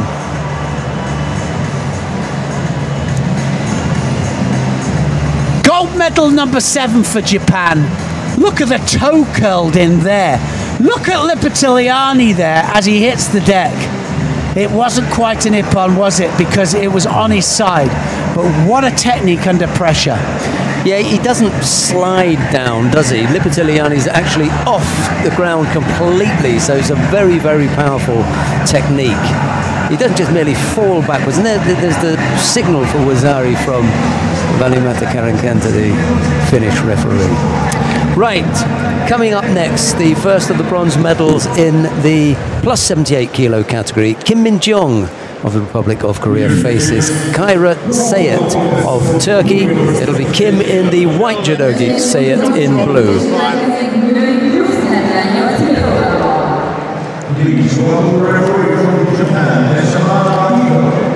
Akiko Amano of Japan then is going to officiate here. Kim against Sayet. Kim a big thrower as well. Here, coming out. She surprised a few in the Grand Prix Grand Slam IJF World Circuit. But Sayet also surprised a few, so this is going to be quite a match. I always get the feeling with the women in the heavyweight division that it's a mood thing, you know, it's a real mood. You catch up with Idalis Ortiz in the super mood, whack, you go over. Yu Song, same thing. Sayet can be flat sometimes, just can't get going. You know, she's in a couple of those today and just, you know, battle through. Can't afford to let that happen here against Kim. No, you're absolutely right. She can't. Kim's going to be hard, as all the Korean fighters are. Tough, hard to beat. Left to right. Kim left-handed. Uchimata! Looking for the Uchimata as well. You could see it straight away there, trying to set up the way in. Just on the way in, there was the suspicion that Sayet could go around the back with the Tani Otoshi. It didn't develop, however. She has used that in the past very effectively. Well, that's a couple of good attacks there from Kim. Sayet will have to start now.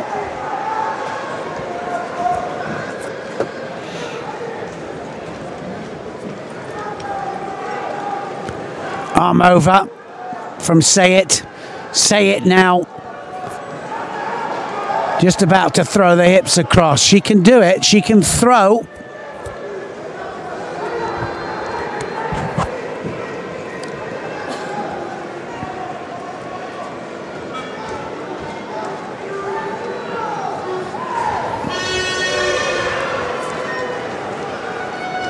So now Kim goes to work.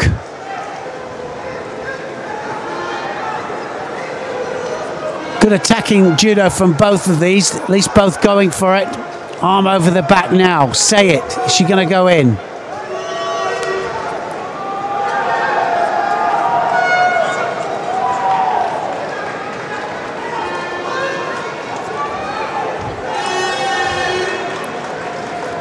So nothing between these two at the moment. Bronze medal in the plus 78 kilos category.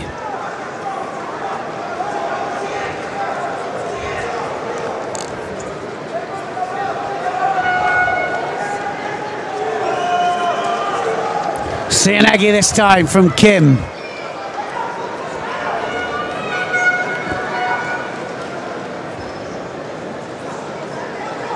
Single Shido picked up by the South Korean.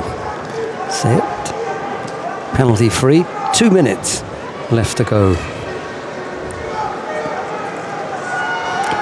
Arm over the back again. Sayet now going to go in. Oh, nearly made a mistake there. Got to be careful. Yeah, you could see the thought process, but the body was going the wrong way and almost paid the price. If Kim had shown any kind of, you know, action there and control, she may have come up with the score. Well, I think it's Sayet now, isn't she? Trying to take the grip, trying to go, take the initiative. She's the one moving.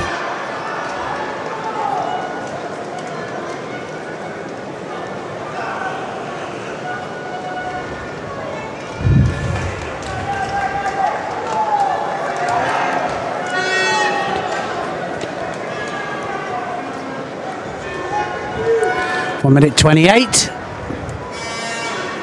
And Kim just behind on that Shido.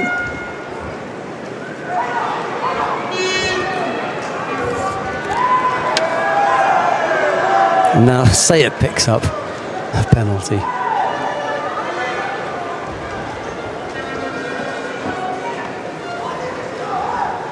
No, they've wiped that one out. And I was just saying, you know, she needs to stay penalty free here. You look at the scoreboard and you see a penalty up there against your name that does put some pressure on.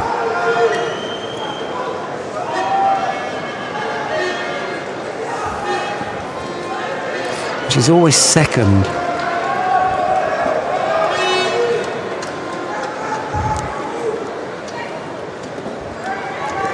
Well, coming up to the last minute now, and they just need a score on the board to win this bronze medal.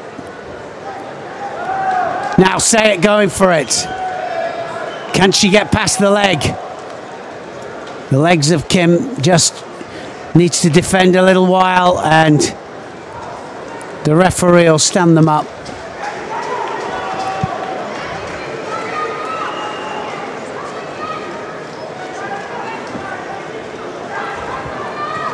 "30-odd seconds left to go. Best time to score right now." Right now, Dopsinagi there from Kim.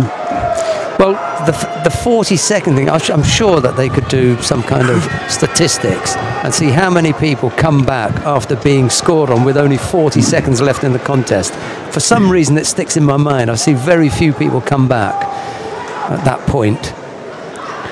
Yeah, I mean, there's the odd contests, aren't they? They're won on the last second of a contest or something like that. But yeah, you're right. 15 seconds to go then.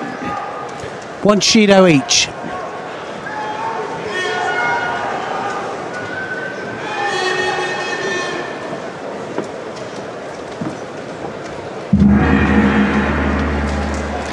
So now going into golden score, any single Shido either side here will decide this match. Here we go. Either that or a big thundering Ippon might do it.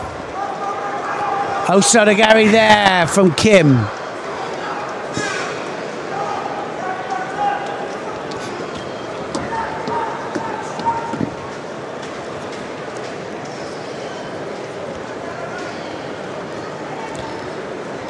"23 seconds gone."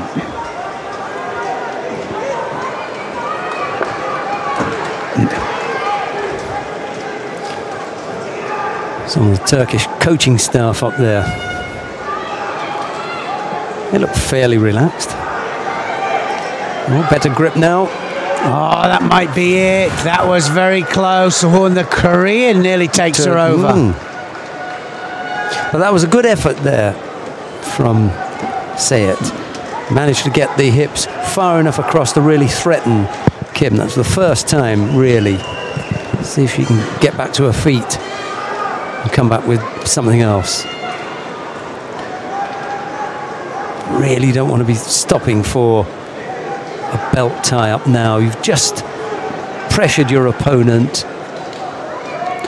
Yeah, I mean, this is what we're trying to avoid, isn't it? You know, tying the belt up, the long walk home, you could say, that's what they call it, isn't it? And then, well, you can waste 20, 30 seconds there.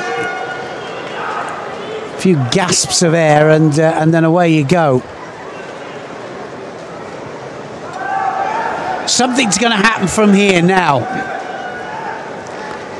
Just needs to switch it, and she did it before, actually. Well, she took a chance there, didn't she, Sayed? Yeah, that was over-ambitious, I'm afraid. Unnecessarily speculative, too. There's no reason to try it there. She just needs to switch it, and she's done it twice, actually, Sayed. And go one way and then go back for the Kosoto to get the score. She's going the same way all the time. Yeah, defending with the leg, defending with the arm there onto the legs. Got away with that. A little nudge. Oh, close. Good effort from Kim there.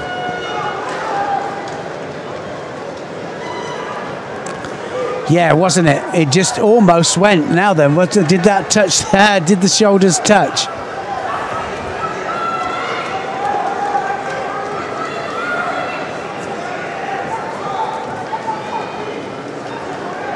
Arm over now. Oh, she's been taken down. The Korean wins it. She made a mistake. She overstretched. Good reaction. Kim Min-jong takes the bronze medal for the Republic of Korea over Kyra Sayet. Close, but no medal for the Frenchwoman turned Turk.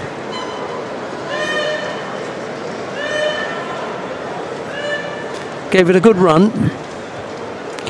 Yeah, she overstretched then. She was going for it. I've got to say that it was her that was going for it. Kim, you've got to take your hat off because she just plugged away, didn't she? And nice counter there. Bronze medal for Republic of Korea. Yeah, nothing flashy. Hard fought, really tough one that was.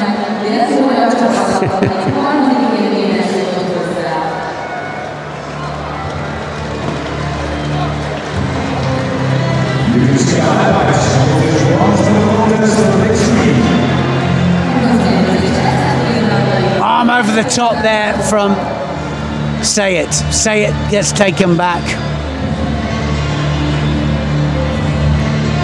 Just overstretched. In the wrong place at the right time.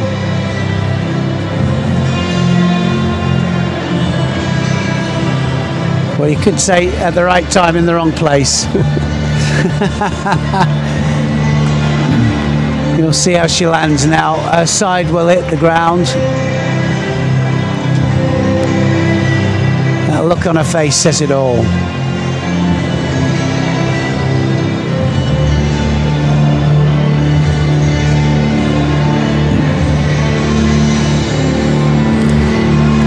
We've got the second of the bronze medal contests coming up now. Tessie Savelkoels of the Netherlands faces Irina Kinzerska of Azerbaijan. It's Savelkoels in the white judogi, Kinzerska in blue.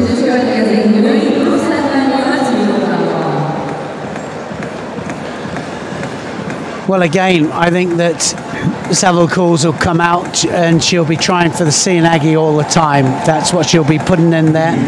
Kinzerska. She's been on the circuit a long time now, Kinzerska.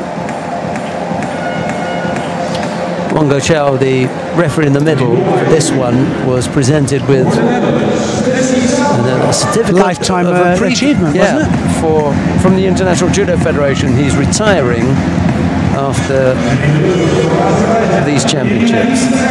Been a very good referee over a long period of time. What a way to go. Mr. Wang. He's got a medal match on the final day of individual competition. He'll be back tomorrow when we've got the team event. Of course he will, absolutely. As long as he gives it a good go tomorrow, he could be in another final, perhaps. That's the way he'd like to go sign out. off. Absolutely. Right, Savelkoels in white, Kinzerska in blue. And here's Neil Adams with commentary on this one. Drop Seoinage, I think, is the. If I was the Netherlands coach, I'd be saying that that would be the one to plug away with. Absolutely. Kinzerska, though, she's not read that script, and she says, "I'm going to do my Makikomi, Haro Makikomi."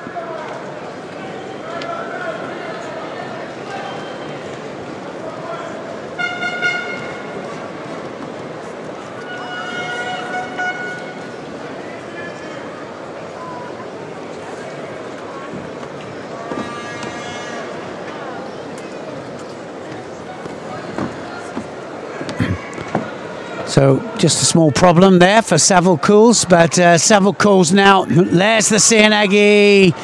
Doesn't matter which side they come off.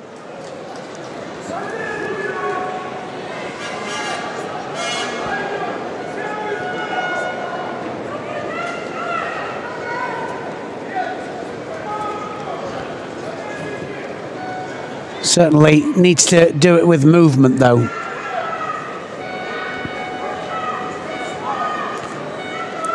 Kinzerska, the loser of the semi-final. Yu Song, the reigning world champion, winning and going through to defend her title. Osodagari this time from Savilcools. Drops Sianagi. Kinzerska says, I don't think so.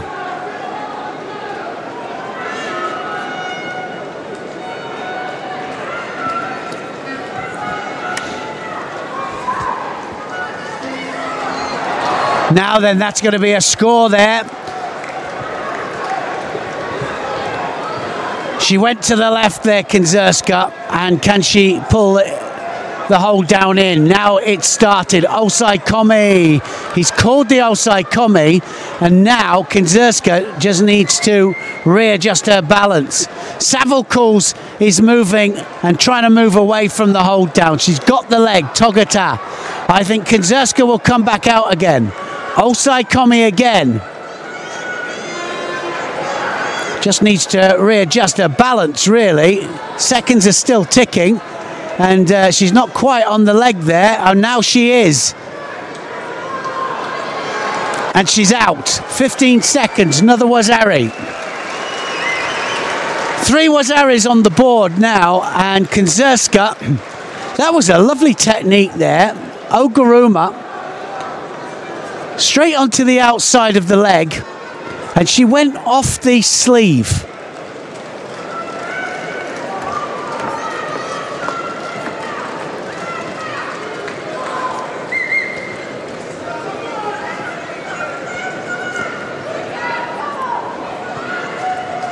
So now she's got it all to do.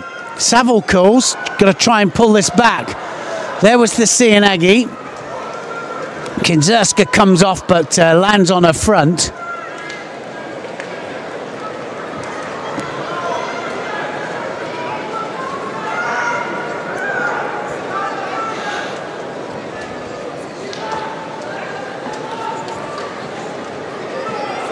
Well, a really nice Oguruma there from Kinzerska. Went off the sleeve like that, just drove across. Savilcools comes forward.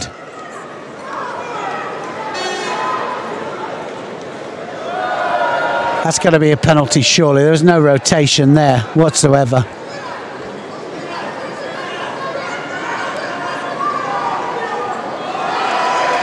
Quite rightly so too. 2 penalties up to her. Now she's under pressure. Now they've taken it off.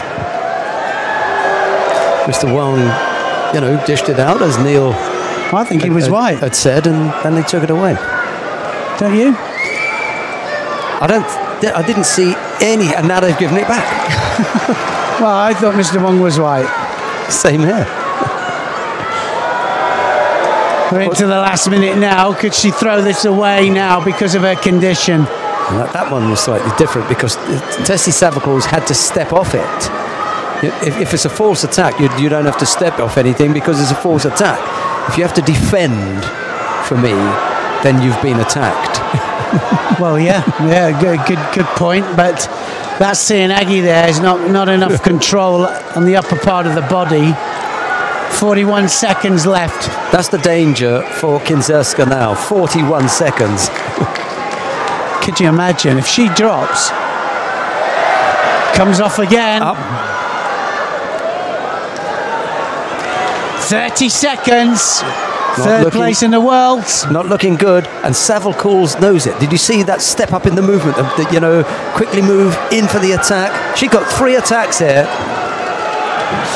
Yeah, there's 3 Wazaris on that board as well. 3 Wazaris, and that's another attack. Let her up. 22 seconds. And she's got another attack, and another. That will finish it. And the crowd want it. And Brynjawski there is telling her to go forwards. 1 more. She's just got to put in a good attack here, and that will be it. 1 good attack, and the bronze medal is yours. She could lose this here, Kinzerska. She can't even stand up, and it's all over. It's done. You spoke about Tessie Savalcool's condition earlier on, and it's a condition that's got her that medal. Absolutely, it has. And, well, Kinzerska, she has done amazingly. I mean, well, she's 3 Wazaras up. And, you know, people out there might go, wow, that's not right. But I'm sorry, but that's the game, isn't it? It is. Before the referee said, Hajime, we knew the rules. One more, just go now. Oh dear. Can you believe that? It's just, well, you know what? The crowd don't like it, and I'm sorry, but okay, so she got the 3 Wazaras. A lot of people don't like it. And this tells us what it is the crowd came here to see. They wanted to see a fight. But in order for there to be a fight, both people have got to be in it. The crowd are saying they don't believe that Kinzerska was in it. That's what they're unhappy with. She stopped fighting. Sheldon, you can't stop fighting in the last minute. You stop fighting in the last minute and run. Everybody knows, the referees know that it's got to be. It has to be penalised, but anyway, credit to the 3 scores she had were superb. Absolutely. It's a tricky thing to explain if there's still somebody out there who's not quite sure what it is that we're getting excited about here. Kinzerska scored 3 times. We'd very much like her to have the contest because she had 3 positive scores. That's great. However, the rule is that you've got to continue fighting and you've got to be positive. We saw negative judo and we saw someone who didn't want to fight. She picked up 1 penalty. She picked up a second, and it was almost as though we found it impossible to give her the 3rd because of the 3 scores. So what does that tell Tessie Savalcool? Don't give up. Don't just say, okay, I'll leave it then because I know I'm not going to, win it this way. What's the point of attacking like crazy, trying to pull it back? And it was so clear, Kinzerska couldn't attack. She couldn't be attacking because it was Savalcool who was doing all the attacking. So at some point, it must be, is that like a mathematical impossibility? Right. After all the talking, it's Kinzerska, yeah. Heartbreak. Well, Savalcool there was in tears there. She walked away. She thought she'd done enough. Let's see if we can offer up something now in the heavyweight final. It's Yu Sung of China, the current world champion, to face Asahina Sara of Japan. Yu in the white judogi, Asahina in blue. Well, Asahina is just 20 years of age here. Look at the difference in age. 11 years age difference between these two. And Sara Asahina, Ippon all the way through. So we'll see how this goes because it should be tough for her, I think, because Yu Sung is the defending champion. Yu Sung will be going for her 2nd world title. I'm going to throw something out there for you. Frank Wolf is the referee in the middle for this one. Just a bit of interest for you.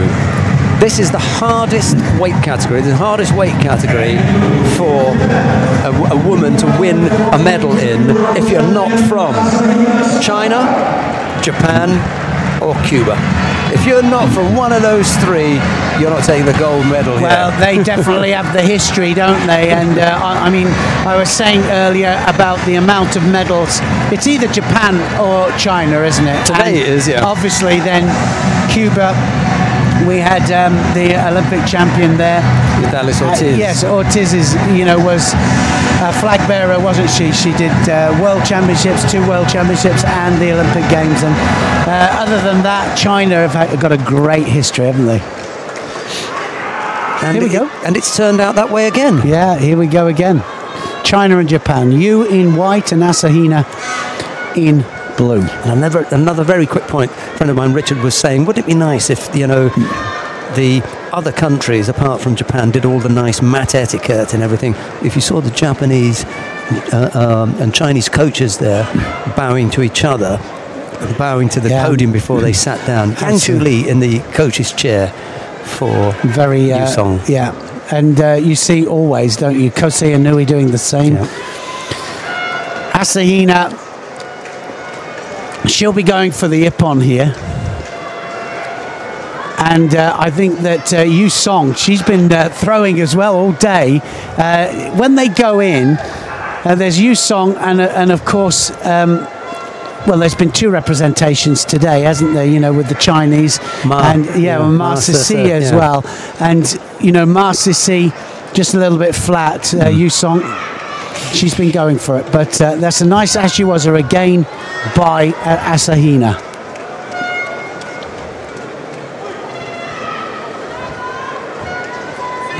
"20 years of age. Huge heart. Just loves judo and speaks really good English because Dad does too. Yeah, Dad does too. And yeah, he came over to see me earlier on in the day. So whenever we're in Tokyo, she's the bubbliest character around, Asahina. Yeah, this will be excellent. She likes to practice her English as well. She does. She's the one initiating at the moment. Asahina trying to get across there, and Yu Song will be the one getting a penalty. Yeah, rightly so.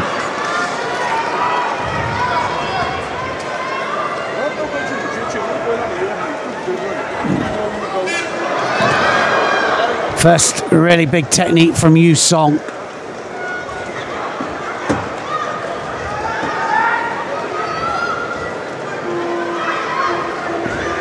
I went to Yu Song's wedding in Qingdao a few years ago. Right? I wonder if Asahina is going to invite me to hers when she gets married. Don't know. Put that in my book. I'm sure you'll ask. I'm sure you will. No score yet inside. Oh, look at that! Oh, it's nearly there, wasn't it? You know, the beauty of this is that Asahina, she does all her techniques to the right and then she'll switch it. And she scores a lot with this, doesn't she? She nearly got the same, exactly the same as the semi-final there.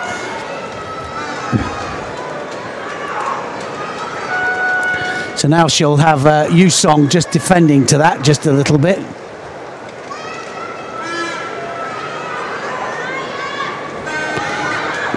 Nice Soda Makikomi there from Yu Song. She was tight on the arm there as well. Yeah, I think her temptation here is to try to bring Asahina round to the front. I'd like to see her try and take her to the back with the same Makikomi arm, but to go to the rear.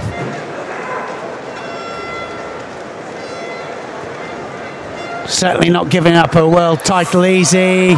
That was a good Kosoto attempt as well, wasn't it? She tried that one, Yu Song.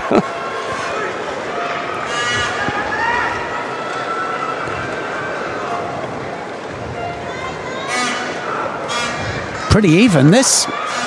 Into the last minute.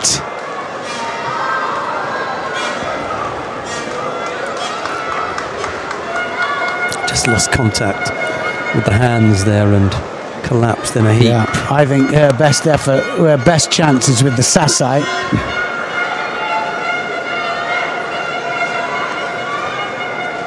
See how fast she is? Yeah. She's really fast. It's very explosive with the hips and the hands. Yu Song, wasn't that? Yeah, no, absolutely. And there it is again. There's the Sasai. Now can she get it turned over? She might just have the leverage on that.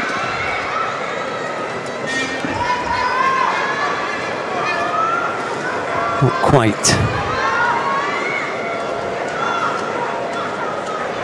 Well, she tried to counter it there, Yu Song. She obviously felt it the first time. And she thought, well, right, if I control the head here, I can counter this. 22 seconds left.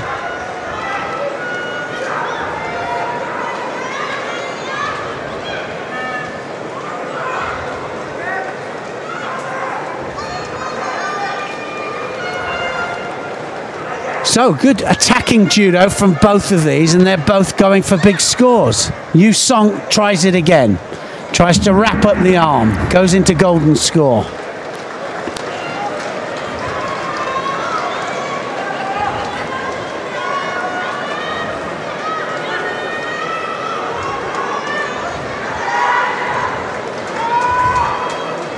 Now, Sotomaka Komi, Asahina will have to come back.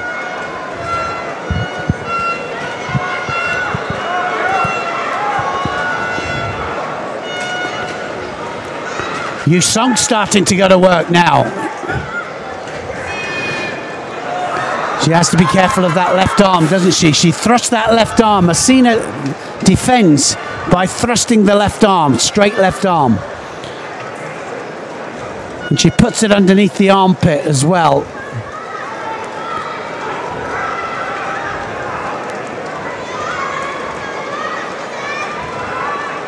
Any predictions?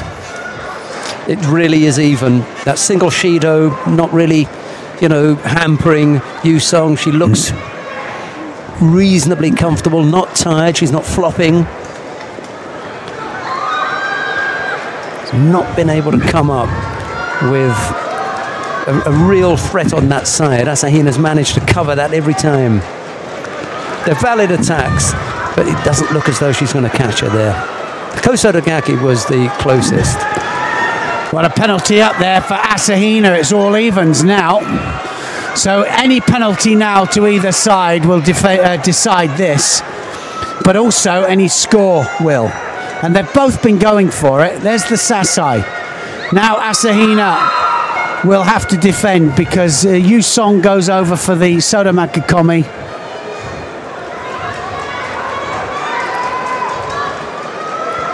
I think that's Mum, isn't it? Dad must be hiding somewhere. I think he must be. Yeah, it's definitely Mum though up there.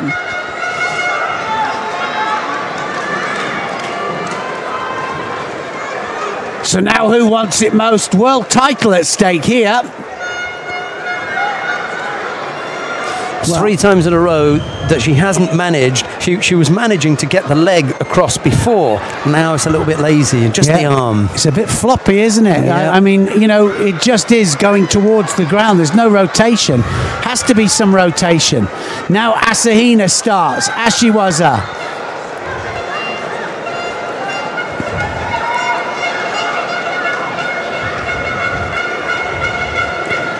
1 minute 26, and Yu Song starting to blow. Asahina on the attack. She's the one taking the initiative. Yeah, that time she felt you coming in and she blocked that, so it wasn't straight there. It was Asahina, you know, blocking that effort. But the footwork is gone. Yeah, I think they need to start using the feet again. Here we go. Asahina's going to go in. Yu Song just falling down to the ground. Is that a rotation? I'm sorry, but is it? I mean, you're just taking the arm and falling down to ground. She can hardly stand up, Yu Song. It's all gone, isn't it? 2 minutes to go. 2 minutes gone, sorry, of a golden score, and it might just be all over. I think Sarah Asahina of Japan might have their second gold medal. Well, for me, if he's going to give a penalty, he'll give a penalty for you for a false attack from that last effort. If he's going to wrap it up now, that for me would be the penalty.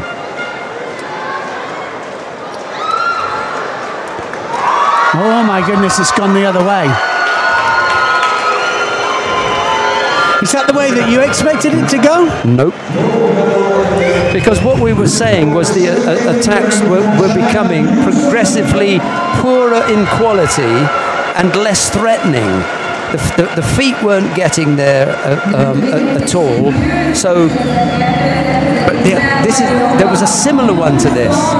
We were looking at one aspect of it. For as long as Yusong was attacking, it meant that Asahina wasn't. We weren't looking at Asahina, and I can't remember counting up how many attacks Yusong put in. Yeah, but then what we've got to do is we have to assert as to what is an attack and what isn't. And for us, we were saying that just taking an arm and throwing yourself to the floor isn't an attack. Wasn't enough.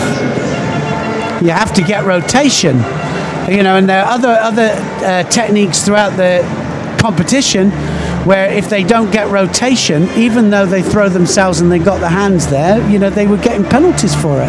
I didn't see the passivity penalty coming.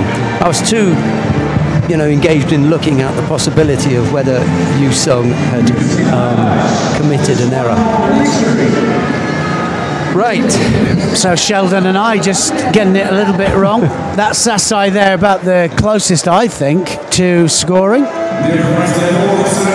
We've got the awarding ceremony for the men in the under 100 kilo category. Lined up at the far end of the competition hall are the medalists and all the press. You can see the photo. What a good photograph of the press. You just got to hope that you're not one of the bloke taking the photograph, because you need to be down there, don't you? The first of the bronze medals go to Kirill Denisov of Russia and to Elmar Gazimov of Azerbaijan. The silver medal goes to Varlam Libertiliani of Georgia. Yeah, fully deserved. That guy works so hard today. He has a good long look at the gold medal. And the gold medal goes to Wolf Aaron of Japan. I'm sure that Varlam was looking at that gold medal. Well, just the disappointment in his face, you know, absolutely said it all. Silver medal, great performance, but it's not enough.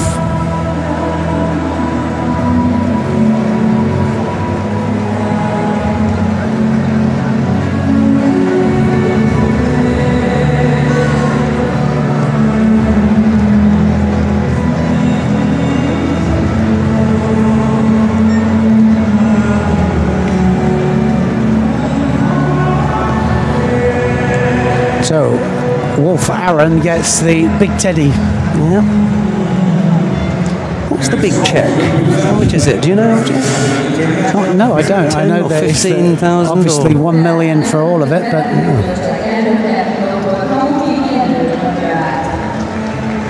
About 15 or 20,000, 25,000 maybe. Well, it's nice. The drinks are on. Yeah. Aaron Wolf tonight.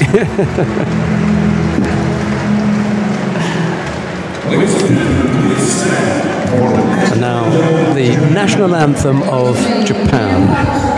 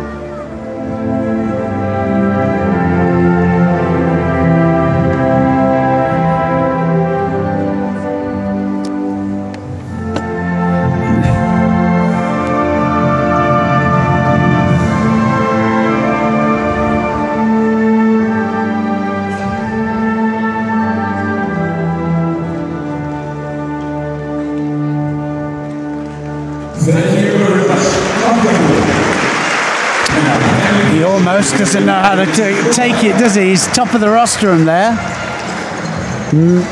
Mixture of emotions there from him, Aaron Wolf.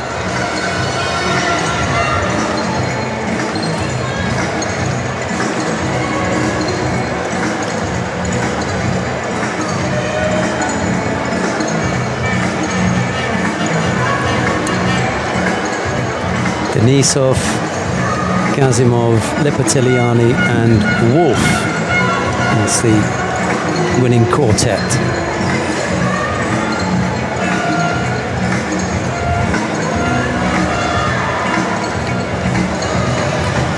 Yeah, that was some category, I have to say. Hard work. Beginning of the day, I was right there. First contest in to this moment now.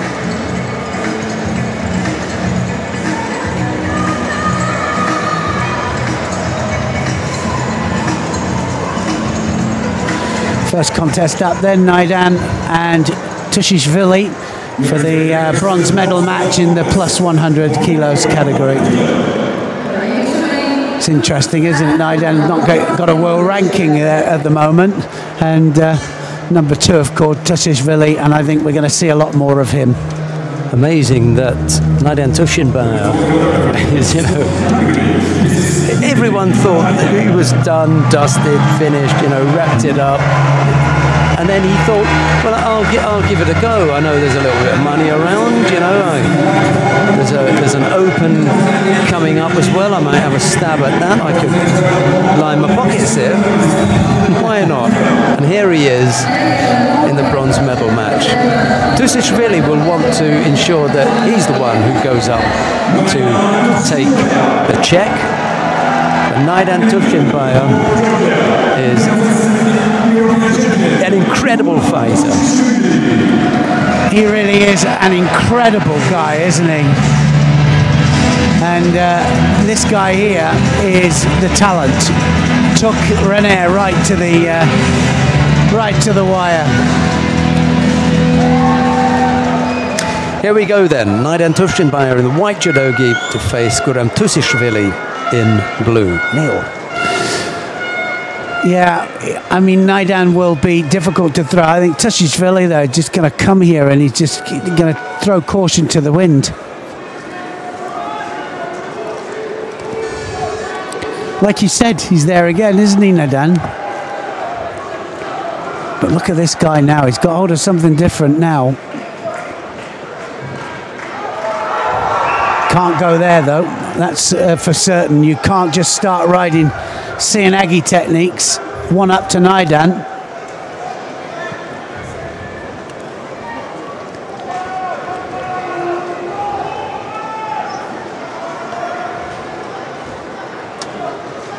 Ouchigari was Tushishvili there. He moves like a light heavyweight, doesn't he? He doesn't move like a heavyweight. He looks like one as well. He does, yeah, no, absolutely.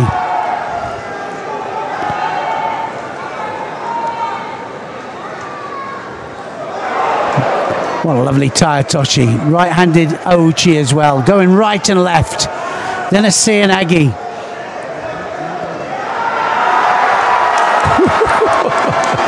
Is he going to get a score for that? I think he does. Will, yeah. Tushishvili is on his back, not because he wanted to be, it's because Naidan has put him there.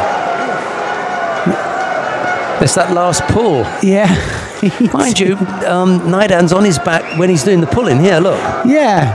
I mean, how does that work? To think about that one. Yeah, and they've thought about it too, and it's no score. It looked okay, but on replay, it's not a score. It can't work. It can't, because no. He's on his back, and he's just pulling. Yeah. No. But that one will. It was a good one, Naidan. What a beautiful counter that was. It looks as if it's all the Georgian, doesn't it, there? And he just rolls him over onto his shoulders. Brilliant stuff. Don't forget, he's the first ever Olympic champion from any sport in Mongolia. He's an absolute national treasure.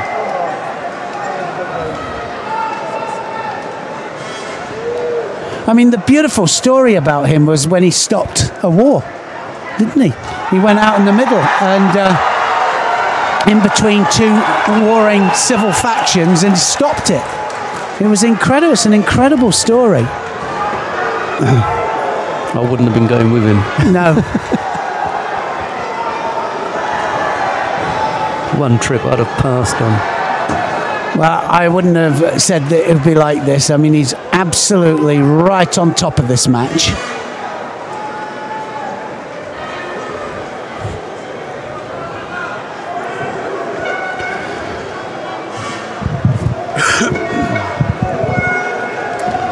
Well, now Tushishvili has got to rethink this. Arm over. Needs a big one. Taking complete control now, Naidan. And he's got to be careful down there, Tushishvili. Yeah, Naidan says, no, I want you down here. And now can he get that leg out? Might just get it out as well. That knee pops down to the floor. And he'll have a job to hold that, Tushishvili.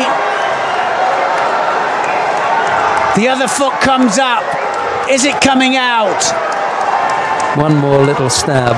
Yeah, look at it. The heel's It's coming. despairing now. Yep, it's out. He's in the hold. Outside Komi, and Tushishvili is in trouble here. And that was a switch to the other side there. Good for him. Oh, wow. Cleverly done by Tushishvili, because what it does is it gives him another chance. He's a score down, he's escaped the Osaiwaza, and he's now got a chance to come back. Yeah, it's a brilliant bit of groundwork, escapism from Tushishvili. So now Naidan, well, credit to him, I mean, because he is playing this match just really close to the mark. What a brilliant performance from him. Uchimata there from Tushishvili. 27 seconds. And Naidan goes again on it. Double lapel. And is that going to be a hold down? I think it might be. Yes. Here we go. And he's there's on no top. power left. It's all over. And he's going to hold him. Would you hold him now or let him go and just get the bronze medal? Well, would you hold him for a pun? Yeah. Yeah, Let's of keep course it you going. will. They're just letting the clock tick up now. And it's all over, actually, so they should just stop it. Wow. And he'll help him up. Of course he will.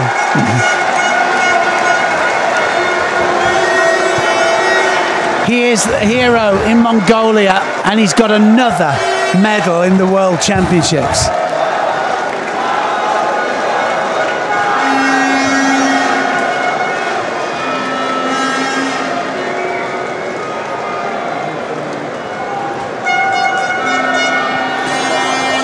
Naidan Tuvshinbaya of Mongolia overcomes Guram Tushishvili of Georgia in the bronze medal contest, the second bronze medal contest to take that one. No, it's the first, beg your pardon, the first bronze medal contest. Good sportsmanship there as well, eh, from the Georgian. No shame losing to a legend. No, absolutely not. Tushishvili was well beaten there. He's one for the future for sure. Yes. I wonder if Naidan's going to come out in the team matches tomorrow. Yeah, well, I think he's probably got a better bet in the heavyweights than Dulzibayo Durenbayo. Well, they'll put the young one in, I would have thought, for the team. Yeah, he's done his job, hasn't he? Yes. Mashbat Bukbat there, getting a hug as well, Buko. So Otkan Bata snuck down there as well. He was one who came and handed us the team list, which I dread reading out tomorrow. I know you're going to leave me with that one. That's your job.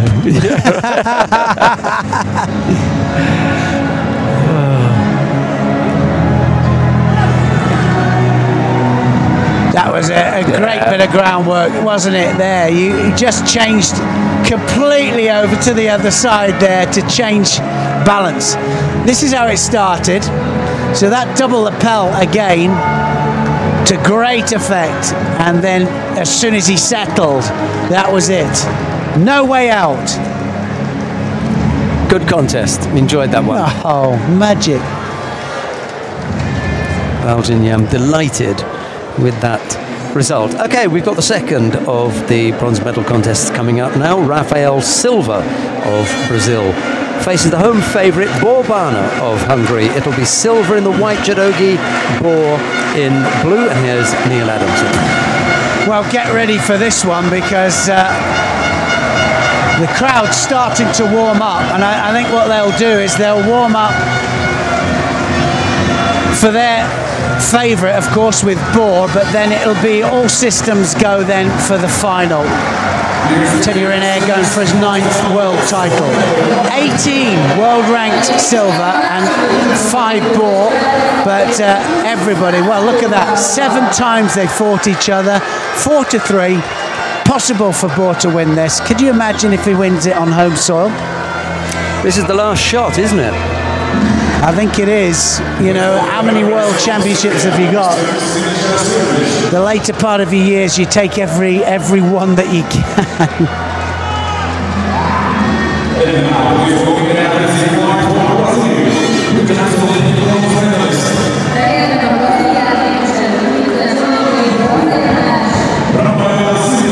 Yeah, I'm thinking last shot for the Hungarians for a medal. This is it, because there's not another category. No, there's not. Absolutely, this is it. And they will go absolutely wild. Yeah, can you imagine? They already are, I tell you.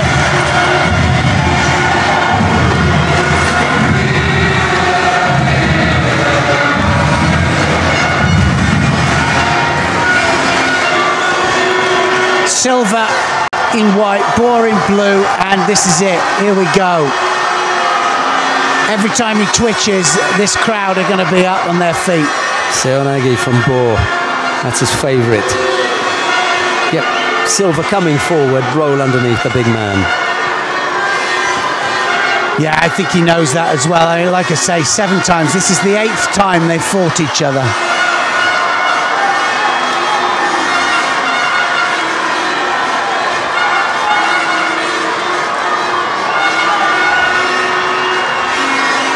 Rafael Silva can attack as well. You know, when he really puts his mind to it, he's got some strong judo.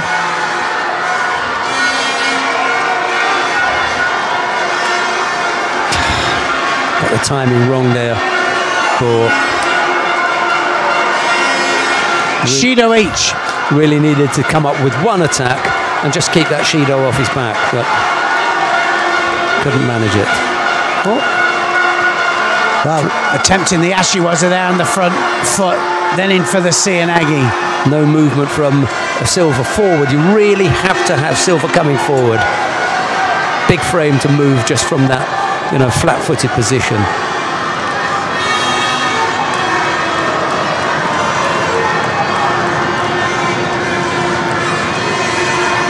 Well, they've got to attack. Silva hasn't done anything yet, actually.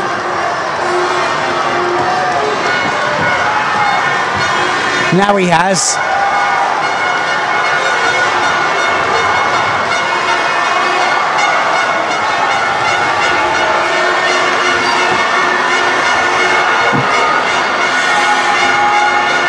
Well, Bor, he has to attack now as well.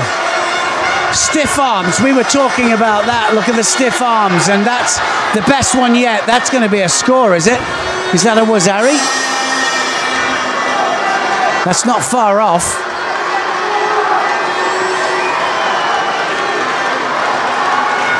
Referee was right on it.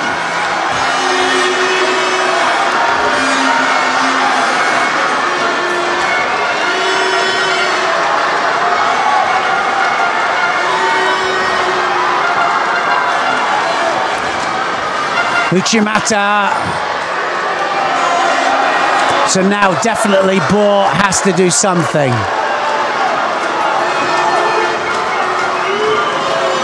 If he wants this bronze medal, he's going to have to go out there and hunt for it.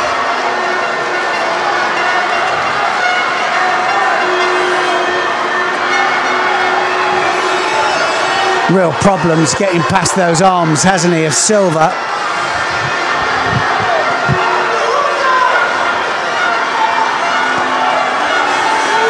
Well, he hasn't attacked, has he, Bohr? He hasn't attacked, and it's been all Rafael Silva.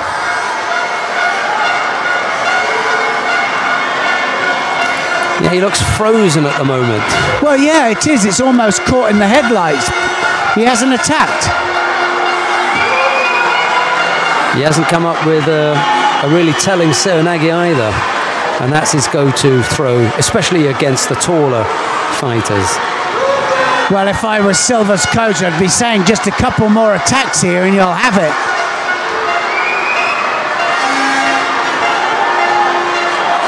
He's looking for the counter, Bohr. He hasn't attacked for 1.5 minutes to 2 minutes.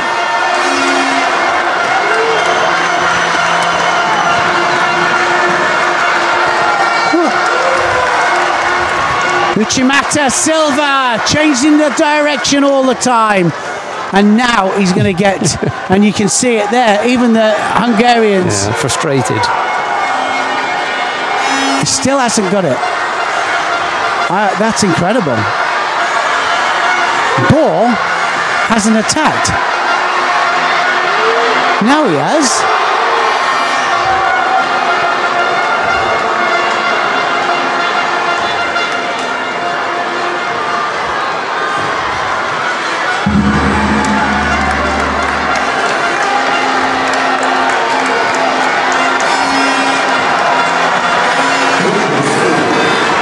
Well, we're into golden score. I wonder if Bohr, with just 4 or 5 seconds to think about things, will shake himself up, say, you know, I'm still in this. I could come up with, you know, a really good attack here, catch Silva, and it will be all over. Well, isn't that the main aim? That's it, isn't it? So in he goes. Is Bohr going to throw caution to the wind and attack?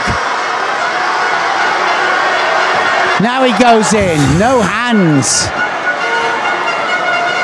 One penalty, anything up there now will win this match or lose it, depending on which side you're on.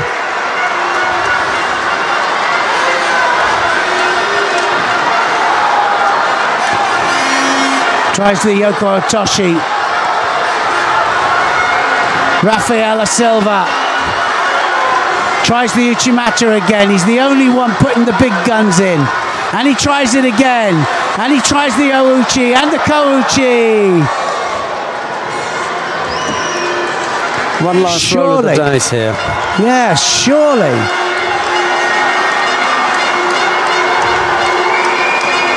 Kouchi.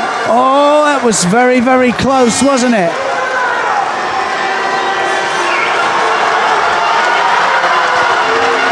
Rafaela Silva he's been putting all the work in here. Rafaela Silva, and now the Ouchi again. Bohr just manages to stay on his front. Is this going to be it? Can he tie up the top half? He's looking at Sinisha Skirvich, the referee there, and he was pucking his lips up as if to say, "Ooh, that was close." So close, Rafaela Silva, to winning this. But we've seen matches, haven't we? And it's gone against the run of play. Absolutely. There's the Seoinage and the Kouchi. Almost. He lands on his front. Yeah, he lands on his front. There's no score here. And the one thing I'm saying to him, try the Seoinage, try the Seoinage. That's your go-to technique. Get underneath the man. As that rattled Rafael Silva. It has. You can see it has. And yet he's been attacking all the time. Oh, no. They're not, surely. Not for that. Give him chance. He deserves it. Rafaela Silva has been attacking. Oh, no.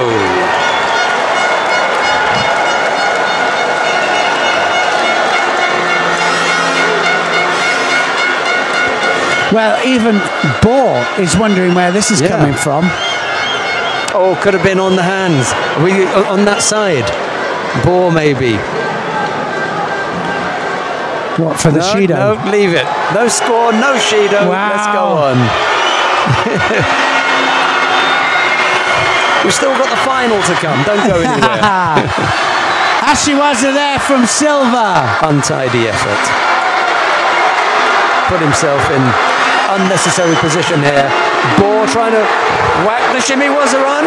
No, he's missed it.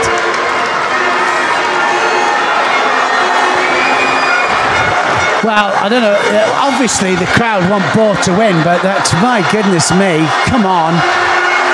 Rafaela Silva deserves to be able to have another go at this. Cianagi. Oh, the Kochi with no hands. Well, now Silva has got to do something. Danger here. Second wind for Bore. Let it go. Yeah, you gave Bore the benefit of the doubt. Yeah, absolutely. You've got to let this go. Surely, just let them fight. Yeah, one more cycle, let it go. And they get, no, Bore gets it. He gripped the leg. Yeah. Save for the Kouchi that he grabbed the leg there.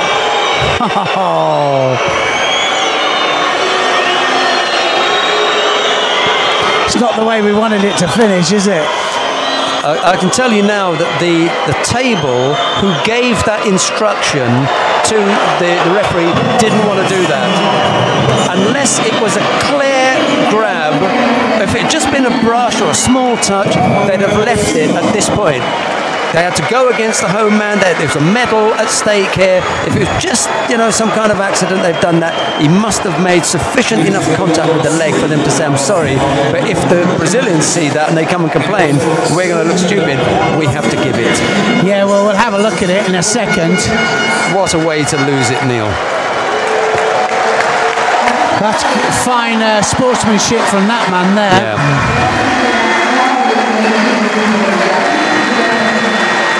He's even unaware that it's happened. Yes. Well, he's saying, that apparently my hand touched it. But he's not really fighting it. But you and I know what goes on there. There would have been a big debate there about. Yeah. Oh no, that's clear. We didn't see it from that angle. On the other side. Yeah. Could they have let that one go? No way. No, you cannot let it go. Any touch below the belt line, any assist with the arm. And listen to the boos in the crowd after they've seen it on the big screen. No, not so many now, is there? None. It's all gone because they've all seen it. Said, whoops. That was a fine contest. Yeah. It really was. What a contest to warm us up, didn't it? Yeah.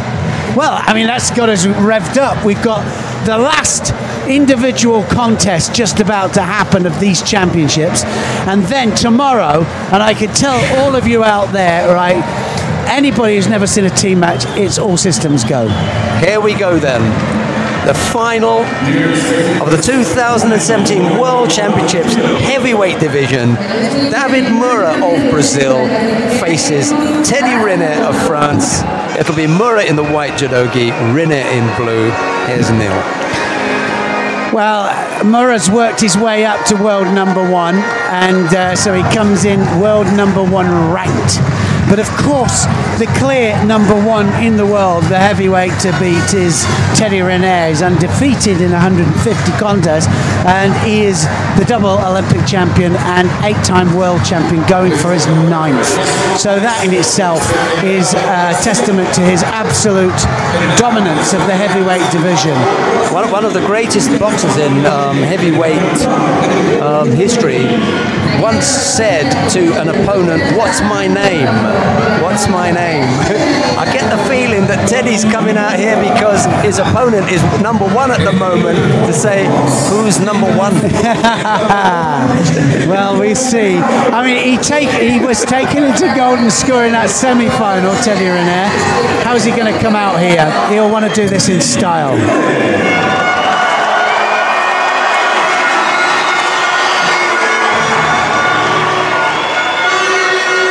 Teddy Riner René, he's been here a few times, I can tell you. Final of the World Championships. Mora getting better and better all the time. Mora in white and René in blue.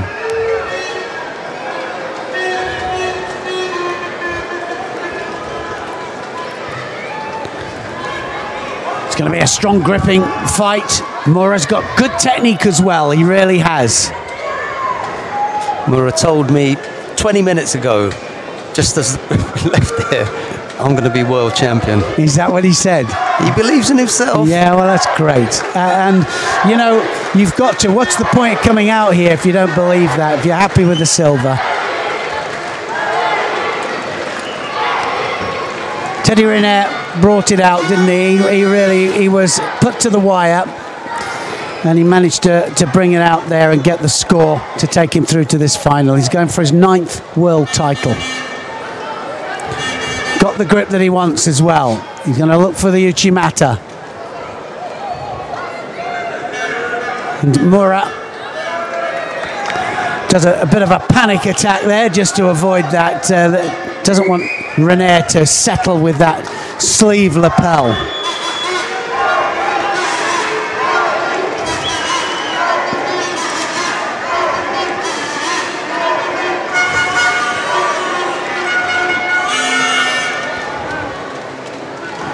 Now he's got it, sleeve lapel.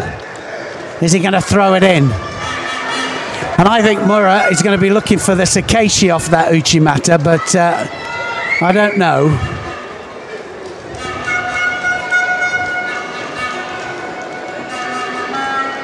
Strong gripping, as you would expect, and they're going to fight hard for the grips because the grips determine whether you're going to go in for the attack.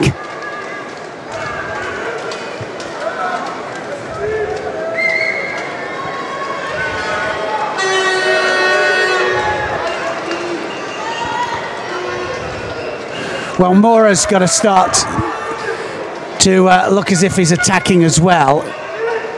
It's all René at the moment taking the initiative, but saying that neither one of them like the grips of the other.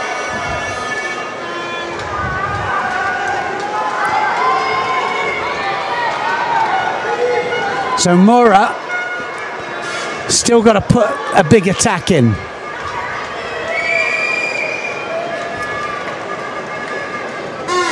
He's on the sleeve. Well, Teddy René just has a little look at the referee there.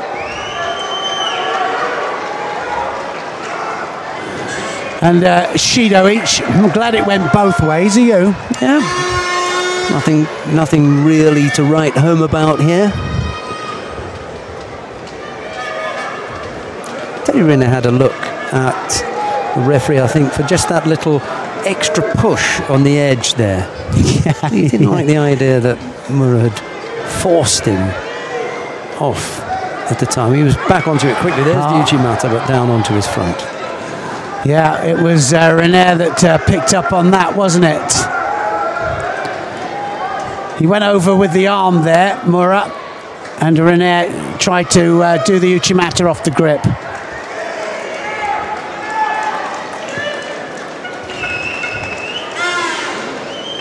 40-odd seconds left to go. No score, both fighters picked up a penalty apiece. We could do with a few more minutes of this, and we're likely to get it because golden score is looming large here. It was always going to be tight. It wasn't going to be easy for René. And I think René tries the Tomonagi there, Mora, and René just a little bit unsettled. 15 seconds of the first 4 minutes left. He came out determined, didn't he, Mora? Like you were saying, you know, a slightly different attitude than sometimes when they've come out to fight René. Well, it's the second time today that René has gone into golden score. Guram Tusishvili took him into golden score in the semi-final. Up until that point, he'd finished everyone off in fairly quick time. Here he is, second time in the golden score today. Well, you were the one that said it. When push comes to shove, you know, then he normally pulls it out the bag. But Mura got better and better. His world ranking his world ranking tells you how consistent he's been. And here he is now offering a challenge, proper challenge to Teddy Riner. Just limping back to his start point, Teddy Riner.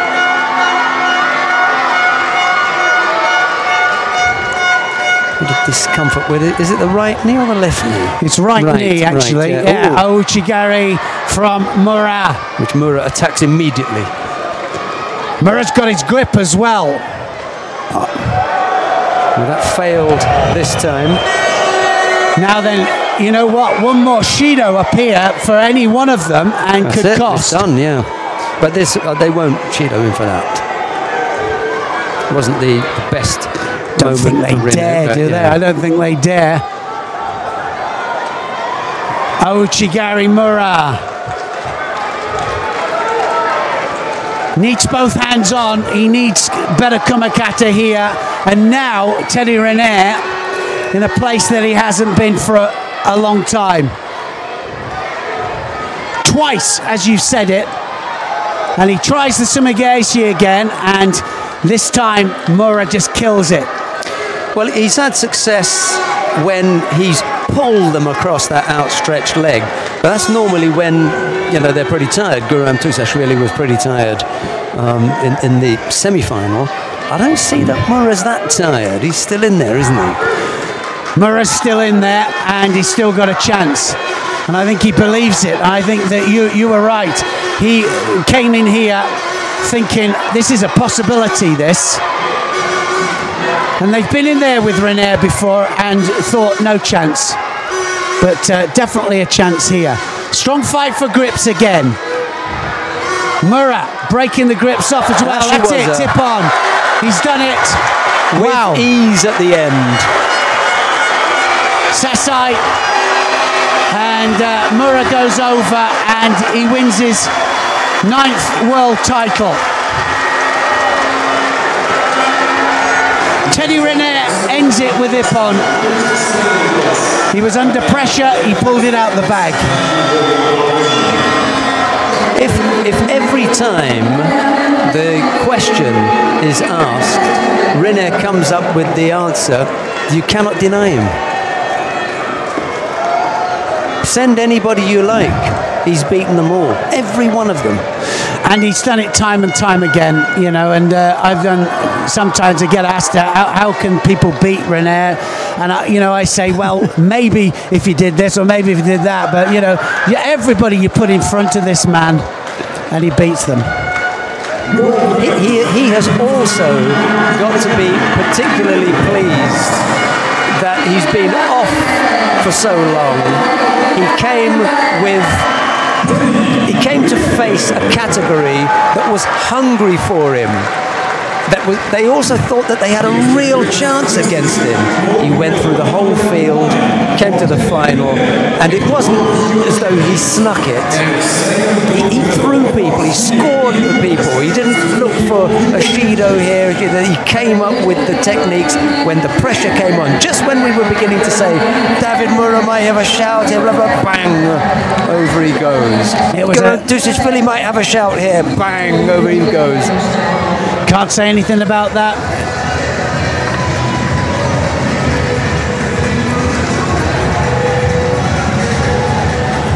Riner reigns supreme.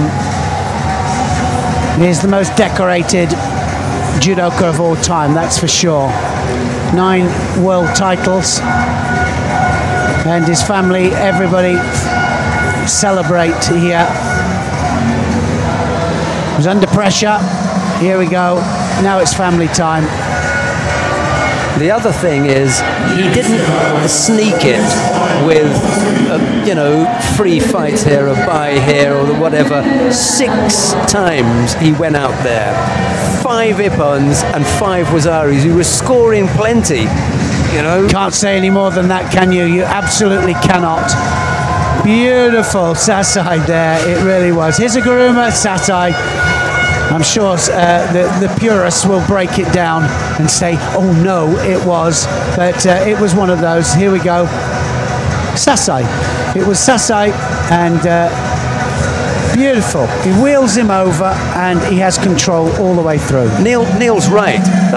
Don't look at where the knee goes. Look at the intention and the shape of the technique. He catches him high. Well, they'll say it's his knee wheel, won't they? And it's a bit of a mix. You could say it was Sasai. You could say it was his. I'm going with you, Sasai Tsurikomiyashi, because everything about that, the whole shape of that, was Sasai Tsurikomiyashi. He just catches him. He just catches him high. Well, I'm sure we're going to have a lot of you out there going, oh no, I think it was this. So you can go for it. Send us your emails. Yeah. Either way, it was brilliant technique and a record 9 titles for this man here. Teddy Riner holds his fingers up there. He's going to run out of fingers soon.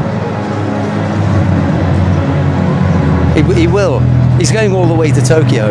Nothing's going to stop him and that. And on the way, he will have to. I know he'll wave a leg next time. Hands and feet will have to be waving. Well, they are preparing for the awarding ceremony for the women in the plus 78 kilo category. I know that, but in the meantime, Teddy Riner is still signing autographs. Why not?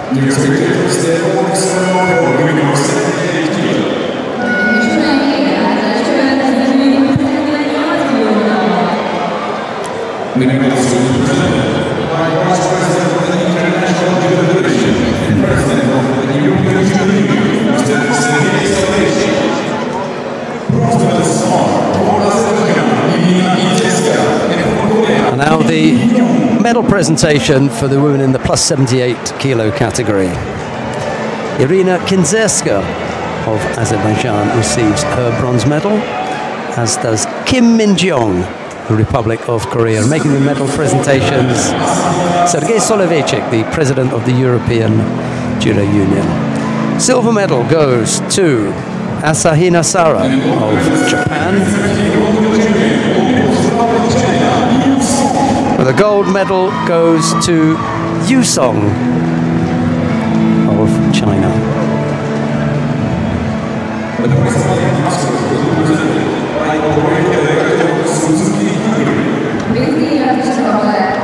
I'm going to try and sneak in something about the team event tomorrow, just in case Neil is not going to say it in his wrap-up. I'm sure he will. Well, yeah, I think we should talk about it, certainly over this and over the next one. But the team event tomorrow, for the people that have never seen a team event, I mean, you think this is excitement. We're going to be hoarse. Don't miss it.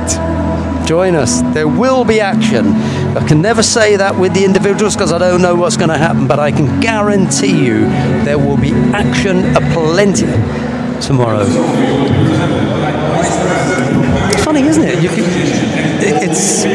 You're not going to deny it. It's going to be action tomorrow. It's going to be action. You've got 6 different weight categories, 3 men, 3 women, and you're going to have action all the way through it. There's going to be drama. I always talk about the drama because something's going to happen where somebody surprises somebody. But anyway, they'll see tomorrow. And now the national anthem of China.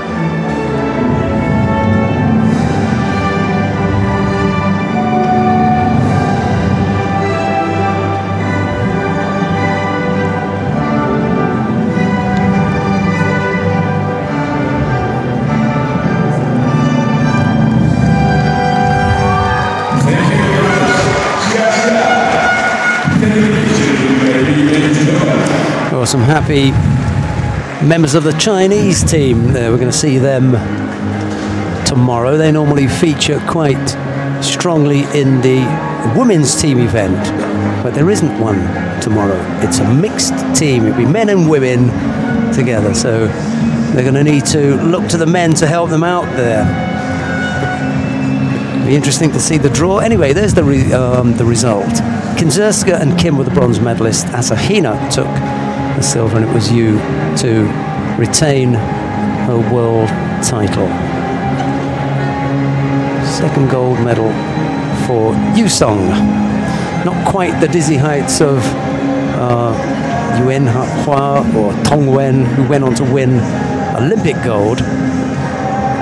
But hey, this time. Let's have a look at some highlights, and then we'll be back with the awarding ceremony for the men in the plus 100 kilo category. And whilst we're doing that, Neil's got a few things to share with you. Yeah, I was just going to say that, well, the medals have come out incredibly well. I mean, for Japan, of course, they show their depth. That 7 gold medals for them, 2 for France. France is the only other country with 2 gold medals. And then, of course, we've got Mongolia, Brazil, Serbia, China, Germany, all with 1 gold medal. So it really is. I mean, it started off with an absolute Japanese dominance, but then the rest of the world, and I stated it a couple of days ago, the rest of the world are on the march to try and catch up. And so it's been interesting, because that's what is so absolutely incredible about our sport. Our sport is truly international, and it is, you know, now we have individuals, we have world champions all over the world. It's not just Japan, but Japan have showed us their depth. Yeah, this time round, I think they got the timing right, and Inoue Kozo is going to be happy that they've come away with a hat full of medals, but it could have gone slightly differently. You know, a win here, a win here, a win here, and 3 medals taken out of there, and then it wouldn't, you know, wouldn't look quite so good. Yeah. You know, whereas right now there are a few people saying, "Oh, Japan dominated," and of course they did. You know, they've got the biggest judo group going. It's their national sport. Everything goes into it. You would expect them to be a strong judo nation. There's absolutely no getting away from that. And from time to time, they are going to come out on top. We've got 14 weight categories. They took 7 of them. But if you want to look at it the other way round, we took 7. You know, the rest of the world took 7 gold medals. But amazing. Any country to come away with 7 is just amazing. But, you know, they have struggled in some of the categories. And we've seen surprises as well. I think that's the incredible thing about judo. It's not always the ones that you expect coming through. And different weight categories, we've had some real surprises, some big champions going out. Well, they were shut out of the under 81 kilo category, shut out of the under 90 kilo category, and shut out of the plus 100 kilo category. So 3 of the 4 men's categories, they failed to find the podium. So, you know, it could have been horrific, couldn't it? Yeah, 63. They also missed out completely after that. It was the women that really came up to save them, to be honest. Right, we come now to the awarding ceremony for the men in the plus 100 kilo category.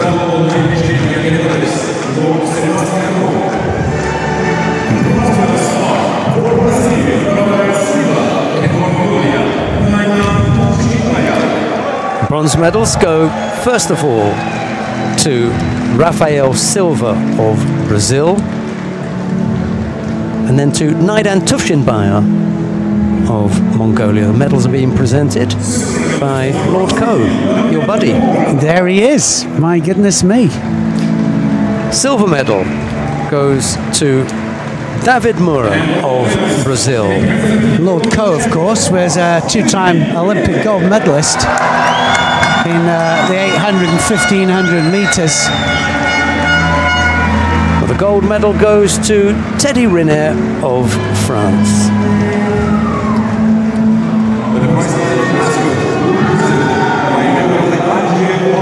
Well, what a tournament this has been. What can I say more than what we've already said? Japan, of course, have come away with 7 gold medals, and they've shown us their incredible depth. But we've had a lot of surprises too, with new world champions from some of the smaller countries as well. Serbia, for example.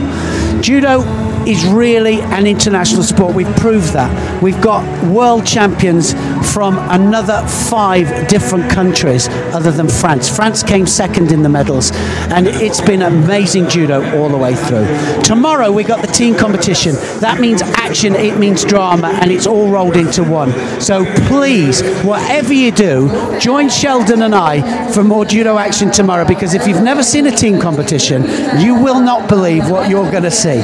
So from Sheldon and I, until tomorrow, more judo action, more drama. It's goodbye for now from both of us.